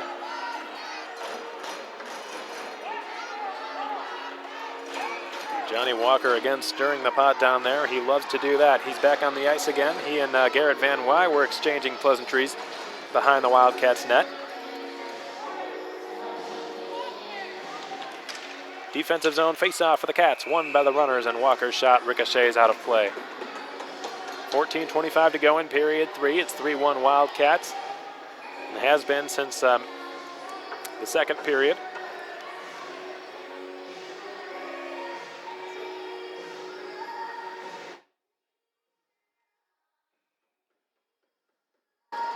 Eric Yeager switched out by Austin Bolio in the face-off circle after Yeager jumped the gun a little bit. Adam Goodsir and Sean Brennan are still in the penalty boxes. Fortunately for the Roadrunners, they dressed 7 defensemen tonight as the Wildcats have iced the puck. But typically when you lose a defenseman, it's a lot more noticeable than it is when you lose a forward. There are twice as many forwards typically than there are defensemen. And defensemen almost always log more minutes than forwards do. So when you lose a defenseman, it's a lot more it's a lot more noticeable out there. Their absence is more noticeable. And it's harder to replace a defenseman than it is a forward typically. Unfortunately for the Runners, they've dressed 7 defensemen tonight, so it's basically been a seamless transition without Sean Brennan on the ice. Good lead pass for Rourke Russell, trying to get it past Nichols. He shoots, and a pad save is made by Tyler Johnson for his 16th stop of the evening. Rourke Russell turning on the gas there, getting a pretty good scoring chance for himself. He had a goal a few days ago. It was actually a week ago against the Amarillo Bulls. I believe it was last Saturday night. Can't remember if it was Saturday or Friday's game. Actually, I believe it was Friday's game against the Amarillo Bulls. It was a howitzer of a shot from the left point by Rourke Russell, which would end a pretty long goal-scoring drought. Lutz tapped it to Cameras, who got it to Russell, who dumps it in behind the Wildcats net. That's Marcus Russell of Topeka, no relation to Rourke. Now Marcus shoots, and a blocker save is made by Kapelmaster on Marcus Russell, and the 18s collide in the far corner. Austin Bulio along with Marcus Russell, and now a penalty upcoming against Wichita Falls. And not sure if this will be against Bulio or yes, I believe that will be the case. Austin Bulio is going to have a seat. And now the off-ice officials in the penalty boxes, the Wildcats off-ice officials with the doors open. I think Brennan will be let out of the Roadrunners penalty box. Adam Goodsir let out of the Cats penalty box. And they'll be able to rejoin their teammates. 13.5 to go in period 3. It's 3-1. The Runners go back to the power play. They have failed to convert on 4 different occasions throughout this game. Will the 5th time be the charm? Kapelmaster dives on a bouncing puck right off the face-off and covers that one up. Bulio was given a 2-minute minor for holding. And we see him out there on penalty kills quite a bit. We'll see how the Wildcats do without him out there. Adam Goodsir, fortunately for the Cats, has just now rejoined his team, and he will be available for this penalty kill. Long point shot through traffic by Hayes is blockered away by Kapelmaster. Now sent out to the left half boards. Baker back to Hayes, now for Lutz. Lutz gives it to Hayes at the top of the umbrella. He falls with it. Could have been a breakaway for Cyprus, but he bobbled it, and Rosa will clear. That would have been the first breakaway of Demontis Cyprus' career. Tavernier played it out to the left wing side. J.B. Baker advances it over the Wildcats line. It was assisted by Dom Lutz. Now here's Tavernier once more. Good back check by Adam Goodsir. Got it back to the line, but not out. Hayes' shot just hit the glove of Kapelmaster. Not sure if he saw it. Barely got a piece of it. It was heading towards the net. And Ryan Burnett will clear. Tyler Hayes already with 2 very good screenshots through traffic on that top of the umbrella on the Topeka power play. He's going to head to the Roadrunners bench. Ryan O'Connor takes his spot. He will be the man manning the points, or one of 2, along with John O'Connor. No relation, gives it to him now. From John to Ryan to Maver. Maver back for Ryan O'Connor. John O'Connor calling for it. Ryan O'Connor fans on the pass and has to spin with it, give it to the goal line. And it's Max Harper bodied up there by Jake Dalton, and Goodsir will clear it down the ice. Half a minute remains on the Austin Bulio holding penalty. The Roadrunners with one last rush on this power play. Sent out to neutral ice. Max Harper, the recipient of the lengthy stretch pass, as now Marcus Russell spins away from Rourke Russell. Again, no relation. Paisan backhands it off the glass, but not out. Kept alive and sent in behind the Cats net. Kapelmaster goes around the corner boards. Chopped further by Ryan O'Connor. Taken by Maver. Ryan O'Connor. John O'Connor. Shoot, save, rebound, pad save. They score on the 3rd chance. Finally, they jam it home. I believe that's Dom Lutz down there. No, my apologies. That is Marcus Russell for the Topeka Roadrunners. Picked up the puck. Kapelmaster made 2 pretty strong saves. But Marcus Russell scoring his 18th goal of the season. He is a sniper in the purest sense of the word. And he's got his 18th for the Roadrunners this season. And he has cut the Wildcats' lead to just 1 at the very end of the Austin Bulio holding penalty. There were just 6 seconds remaining on it, and on their last rush on that power play, the Roadrunners finally come through, and they improve to 1 for 5 on the night on the man advantage.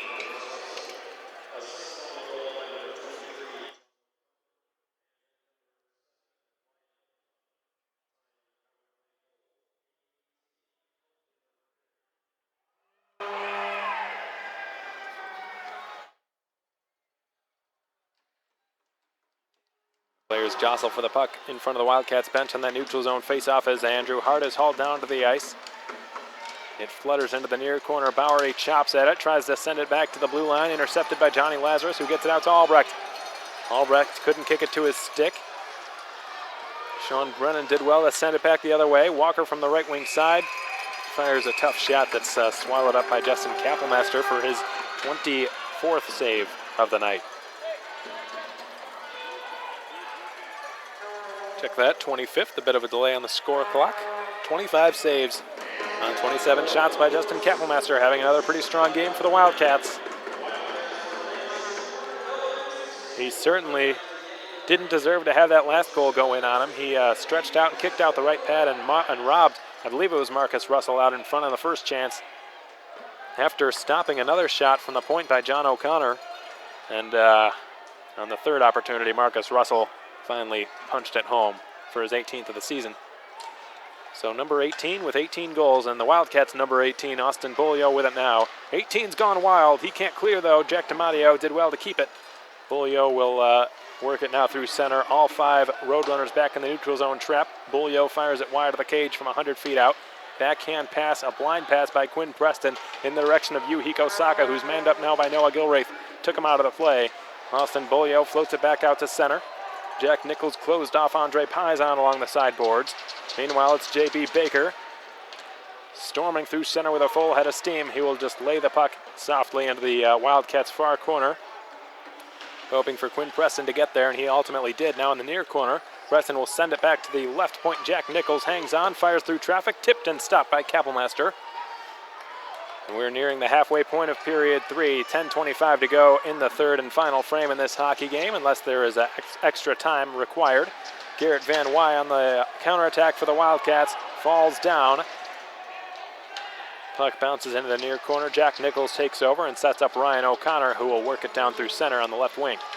Ryan O'Connor played it off the stick of Jake Dalton, who bats it down without a high sticking penalty.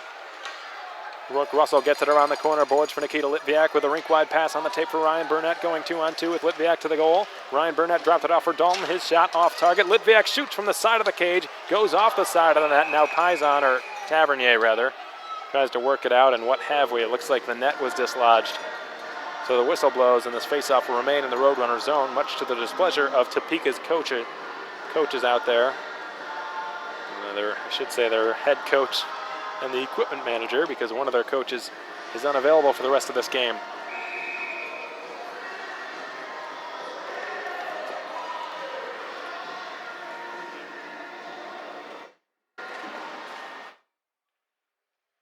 Jeff Baum at the blue line lays it in around the Topeka net for Trent Dillinger, who's there. He sets up Yeager for a one-time shot, and Yeager broke his stick, did not get any, really more than half of what he could have on that shot, and it was a bit of a change-up, and Johnson made a tricky-looking stop with his right pad as the players scrum along for possession along the near corner boards. Trent Dillinger and Jeff Baum, or Nikita Litviak rather, in the midst of things down there. Nick Rosa with a good stick check on John O'Connor, who has to spin with it now and find Tyler Hayes. Hayes with his team trailing by just 1. The alternate captain will wheel it through center and dump it in deep. 9:10 to go in period 3. 3-2 to score in favor of the Wildcats. Here comes Nick Rosa. Had to dodge a bullet in the form of Johnny Walker on the steal. He shoots pad save Kappelmaster. Loose puck rolls harmlessly into the near corner, and Johnny Lazarus will pick it up and skate it with a full head of steam down his off wing. Did some fancy stick handling. One-handed the puck past Sean Brennan. Puck hops over the stick of Nick Rosa. Now it's Luca Mauber. He will skate it back through neutral ice. Sets up Max Harper through center. He's got some speed on the right circle now. He fires, blocked by the skates of Michael Rounds and out of play.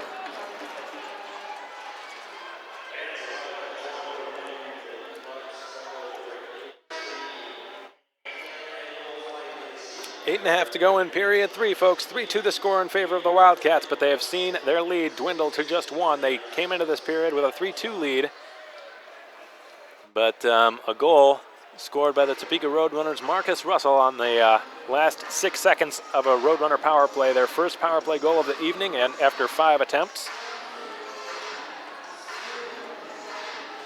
4 of which were killed pretty well by the Wildcats, the last of which resulted in a goal. Just 6 seconds away from remaining perfect on the 5 for 5 on the night, but Marcus Russell with some good determination, some good net front presence. Good point-to-point pass, I must add, by Ryan and John O'Connor. They've got that O'Connor chemistry going, and John ripped it on net. Kapelmeister made a pretty strong stick save, and then the rebound, he made an even better right pad save on Russell, but on the third chance, Russell was not going to miss that try.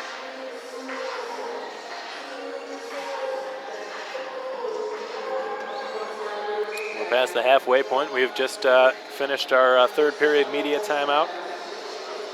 Josh Camrus giving his troops some words of wisdom before he sends them back onto the ice for an offensive zone face-off here, upcoming. Luka Maver will take this face-off, a 6'3" power forward out of Ljubljana, Slovenia, but he loses the draw to the Wildcats. Pushed around the wall, good keep by Jack Nichols. Puck is slapped out of there by Adam Goodser and back out to center. It's Johnny Walker. Former Minot Minotauro captain will dump the puck back to his defenseman, Jack Nichols. He springs Maver across the line, who tipped it further into the attacking zone. Rounds, holds on behind his own net, gives a pass to the left side for Andre Paisan, who will feather it back out to the neutral zone. The runners have to reset before firing it back in. Paisan got it out to center once more. Bolio had it go between his skates. Ryan O'Connor leads the rush back the other direction. Alexei Poikla off the half boards will try to clear, and he does so. Alexei Poikla, a young man out of Espoo, Finland, playing in his first season in North America after playing with the Espoo Blues. The Espoo Junior Blues, I should say. Now, Finland's top junior league is a quick shot from the high slot by Andrew Hart is smothered up by the glove of Justin Kapelmeister. And Poikla is tonight's Hudson Blueprints Product Player of the Game. He'll be signing autographs again outside the skate shop after tonight's game for some young Wildcats fans.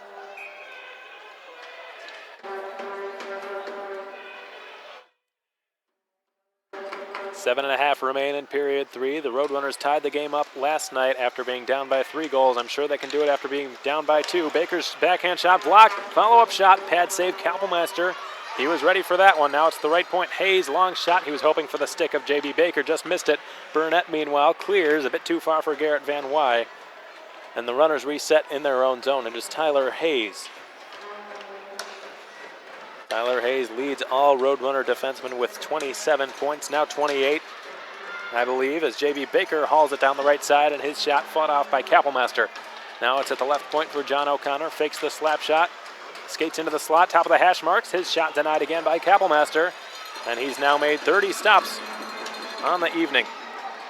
Very strong night for the Wildcats goaltender, Justin Kapelmeister, the Ferris State commit, who I have heard has a chance as he makes another stick save on Sammy Tavernier. He has a chance of beating out Ferris State's starting goaltender this season for the starting spot next year. Very exciting opportunity for him. We'll be sure to keep track of his progress going forward, as we do with all of our alumni. Sammy Tavernier from the opposite side, corner on the goal line. His shot blocked by Jeff Baum. Now it's Eric Yeager, another veteran for the Wildcats. Air Force commit, bodied up there by Tavernier. It's pushed back over the line for Dom Lutz. His shot off target. Austin Albrecht lays it in behind his own net. Jeff Baum has a look. Baum sky hooks the puck through center and all the way down. This will go for, well, I believe it actually went out of play, so the faceoff will stay in the Wildcat zone. 6 minutes remain in period 3. The Roadrunners trail by just a goal. It's 3-2 Wildcats. The runners out shooting the Cats now by a very significant 12-point margin.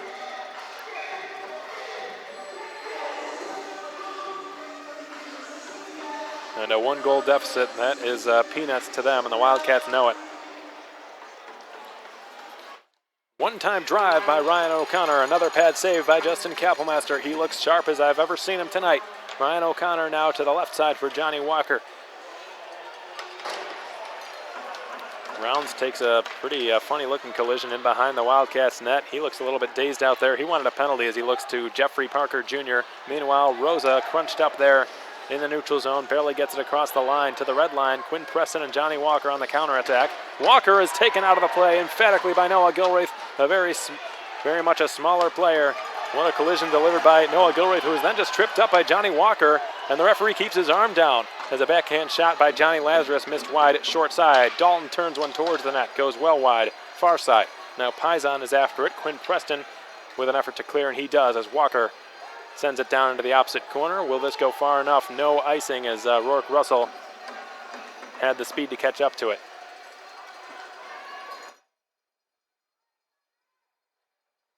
Rourke for Dalton. Dalton tried a backhand pass off the sideboards. Yuhiko Saka intercepted that. Russell again tried to go the width of the ice to the right side. Intercepted this time by John O'Connor. Wildcats have not been able to get a very strong breakout going. You got to give the Roadrunners credit for setting up a pretty strong trap in the neutral zone, preventing the Wildcats from transitioning from defense to offense in this period, as a pretty good hip check there by Dom Sipis was delivered on Yuhiko Saka. The Runners, however, still in control. Hiko Saka couldn't get it past Burnett at the Wildcats' blue line. He gains the red line and dumps it in. Garrett Van Wy in pursuit of that puck. He's crunched up along the corner boards by Tyler Hayes.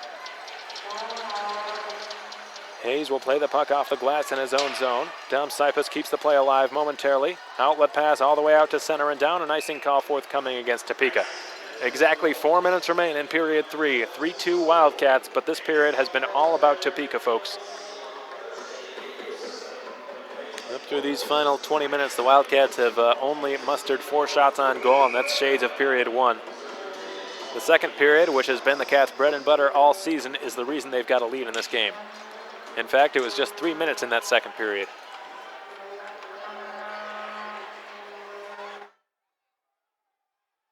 Clearly the more exciting part of the game, but it has not really at all been the most representative part of this game, because the Roadrunners have outplayed the Wildcats in many areas throughout this hockey game.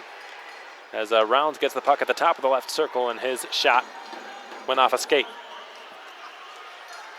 Eric Yeager flies the puck ahead a bit too far for Trent Dillinger. Meanwhile, it's Seth Camrus. He will leave it behind his own net. Sean Brennan, he got into a fight earlier with Adam Goodsir in this game. Noah Gilraith will punch it back further. Brennan takes over, now dishes for Ryan O'Connor. Marshall Bowery sets up Brennan through center. Smoothly gains the blue line for the Wildcats, and it's pushed behind Kapelmaster's net. Albrecht clears it the length of the ice, and a very easy icing call will be made against Wichita Falls. 2:58 to go now in period 3. 3-2 remains the score, as it has since the 8:18 mark of period 3.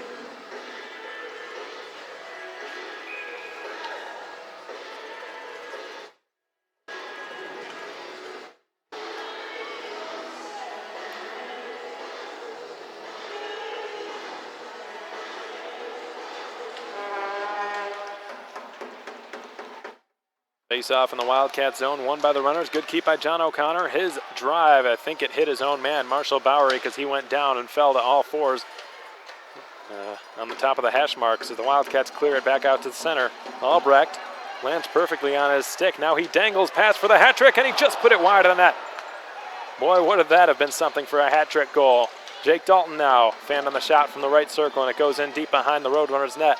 Albrecht jostling forward along with John O'Connor and Tyler Hayes, the latter of whom pushed the puck away and gets it himself, and he will clear it out to the neutral zone again. Rourke Russell with a bit of an errant pass there, intercepted by Sammy Tavernier. Very dangerous shooter, but he's bodied up. The Cats don't let him get a shot away. Probably a smart decision on their part. Now Brennan, D-to-D, Ryan O'Connor blasted into the Wildcat zone.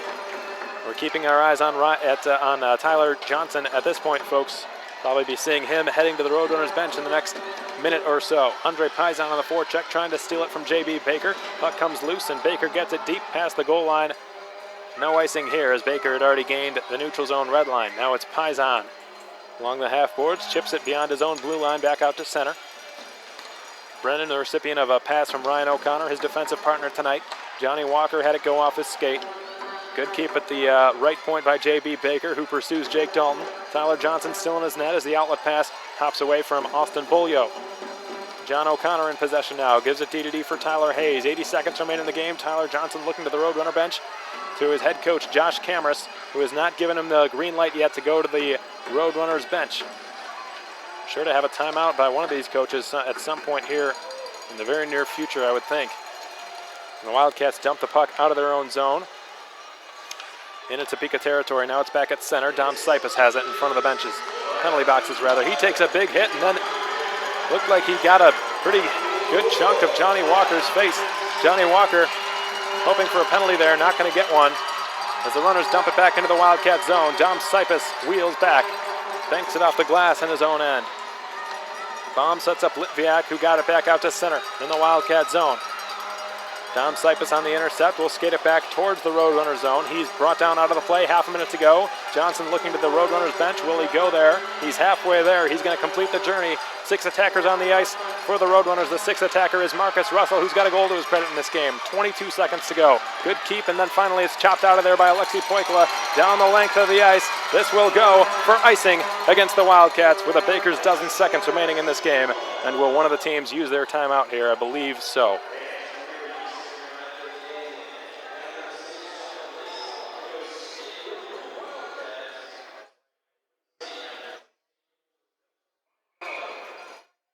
No timeout being taken. And it looks like now there is one.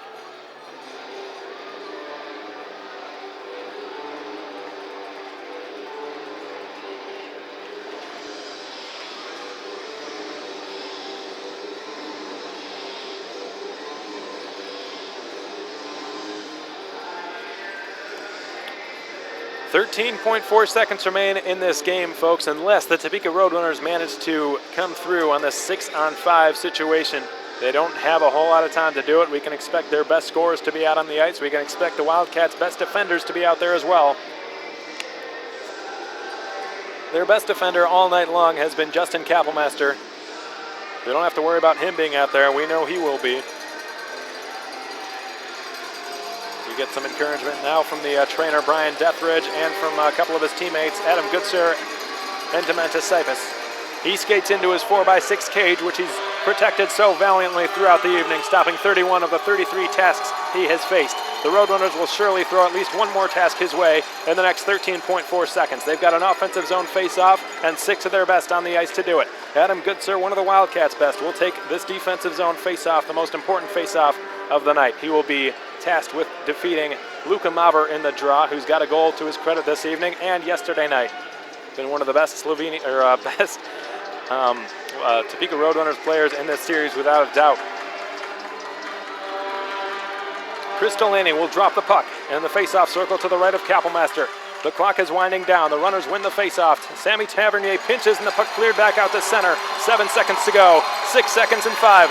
Dom Lutz has the puck on his stick in his own zone. Floated back out to center and off the glass. The length of the ice. This game is over. The Wildcats remain undefeated at the KYC in the 2016 annual year. 14 consecutive victories here on home ice for the Wildcats. The boys in red and black, they've done it again, folks.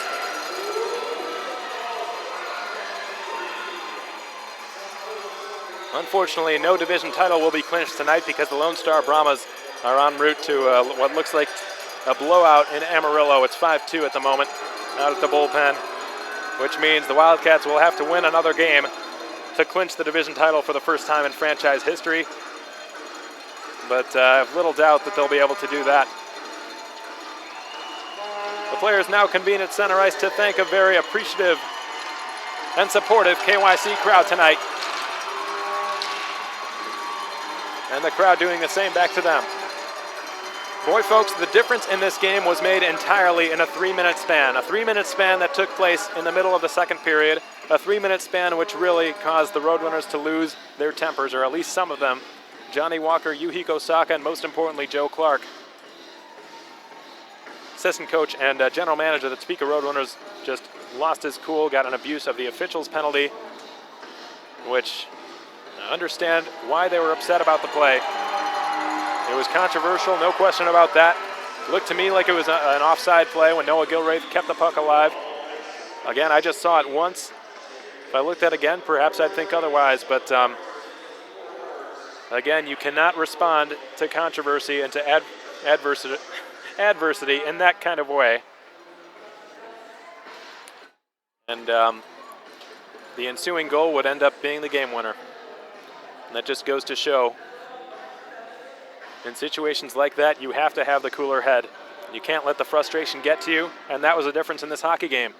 Because the Roadrunners, they outshot the Cats by a very significant margin, 33-20. Through the first and third periods, the Wildcats, combined through those two periods, the Wildcats only had 9 shots on goal.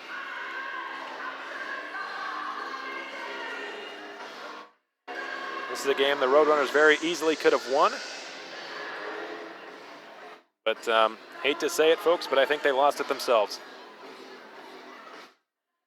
That, of course, is not to discredit any of the Wildcats out there tonight. Austin Albrecht, who had 2 goals, 2 very well-deserved goals. Justin Kappelmaster, who stopped 31 of 33 shots. Tonight's 3 stars are being read now by the public address announcer Charles Campbell here at the KYC. Some fans sticking around for that presentation. Will the 3 stars include those 2 names I just mentioned? We'll find out, folks. Stay tuned. We'll be right back.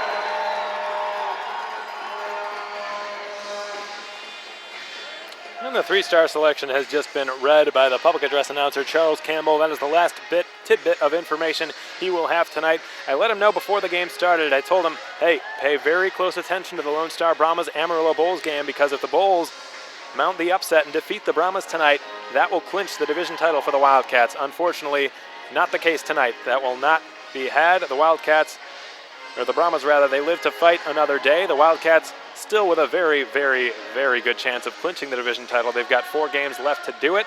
If they win the next game, I believe any victory going forward will clinch the division title, because there are only 4 games left, and the Wildcats have a 6-point edge over the Brahmas in the South Division. So if they distance themselves by 8 points at any time, or even 7, they clinch the title. Might have to win 2 more games possibly. A little bit too late for me to be doing math like that, but the bottom line is the Wildcats sitting very pretty at the moment, still at the helm of the South Division, with a very impressive record now of 42-10-4, 88 points to their name. The Brahmas will shortly be close behind them again with 82, but to be honest with you folks, I think the Brahmas are just going to run out of time. They gave it a valiant effort. They still can mount a very impressive comeback if they manage to oust the Wildcats for that first spot, but I just don't see it happening, as the Brahmas have a pretty tough schedule coming up. They travel to Odessa after this series on the road against Amarillo. Not only do they travel to Odessa to play in a very difficult building, but they host these very same Topeka RoadRunners the very next series, who we all know can bring it. As for this game, 3-2, the final at the KYC in front of a raucous home crowd. The Wildcats have won another one. They've extended their home winning streak to 14 games. They remained perfect in 2016. Incredible stuff by the Wildcats, who have just dominated. They've been virtually invincible in this building this season. Only 2 teams have beaten them. Once these Roadrunners came in here and defeated the Wildcats 5-2 back on November 14th. And then again, that 3-game sweep by the Lone Star Brahmas back here before the holiday break. Of course, the players in their minds were elsewhere during that 3-game stand. Scoring tonight's goals for the Wildcats, Austin Albrecht had 2, Andre Pizon had 1. Both of them are in the 3-star selection brought to you by Kona Ice. Andre Pizon, tonight's 3rd star of the game. He had the game-winning goal off that deflection from Jeff Baum's shot he took from the top of the right circle during that 5-on-3 power play. Pizon with a very well-deserved goal. He had 2 points last night as well, which I was not aware of until later this afternoon. But Pizon is tonight's Kona Ice 3rd star of the game. The 2nd star of tonight's game, Justin Kappelmaster, with a valiant effort in net tonight, an effort that paid off. He stopped 31 of the 33 shots he faced. Just a very strong performance again. We've become so used to seeing that from number 31 this season, Justin Kappelmaster. And the 1st star of tonight's game, Austin Albrecht, had a 2-goal night, a deflection and a point-blank shot in which he deked Tyler Johnson well out of position and buried the puck on his forehand for his 23rd and 24th goals of the 2015-2016 season. He continues to lead the Wildcats in points with 55 now on the season. He could potentially reach 60, which was only done by one Wildcat player in the last few years. Colin Staub, who is now playing at the University of Denver, will likely be Adam Goodsir's teammate at some point in the future. But Austin Albrecht with a chance to reach a very impressive milestone, which very few within the Wildcats organization have ever done. And he is tonight's Kona Ice 1st star of the game. I'm going to give you one quick out-of-town scoreboard update and let you be on your way, folks, and prepare for your Easter Sunday festivities. The Odessa Jackalopes earned the sweep. They have done it 3-2 the final in Corpus Christi. And look out for the Bulls, folks. This game is not over, and I apologize if I suggested it was so. The Amarillo Bulls have rallied back. It's now just 5-3. They've still got 6.5 minutes to tie the Lone Star Brahmas. They need 2 goals, and then they need to win the game in overtime. But even if they do that, the Wildcats will not clinch. Again, the Bulls needed to win this game in regulation for a South Division title to be clinched tonight. So it does not look like that will happen. However, things do still look bright on the horizon for the Wildcats going forward from this game. They earned the sweep against the Topeka RoadRunners, their 2nd straight sweep, their 14th straight win here at the KYC. A perfect 2016 on home ice continues. Thank you, everybody, for tuning in tonight. We know we've had some broadcast issues. Hopefully they have since been resolved from this point forward. I'll be livid, believe me, if they happen during the postseason, and that's an understatement. Seems like we've gotten them since resolved, and we really, really cannot thank you enough for your patience and bearing with us throughout these challenging technological times. Alex Von Keutel with you as always, hoping you had a wonderful evening, hoping the Wildcats made it even more so. We hope you enjoyed tonight's broadcast as well. We know you enjoyed the outcome. Once more, the Wildcats with 3, the RoadRunners with 2. Until next Friday night, Alex Von Keutel with you as always, bringing you another edition of Wildcats Hockey presented by Armored Roofing. The Cats travel to Corpus Christi, so prepare for that next Friday night, April Fool's Day. And I'll be alongside my buddy Colin Shuck, the Corpus Christi Ice Rays announcer. He will be bringing you coverage of that game as well, if you'd like the home option. Again, folks, Alex Von Keutel, thanking you for tuning in. Have a wonderful and blessed Easter, and you'll hear from me next Friday night. Till then, so long, everybody.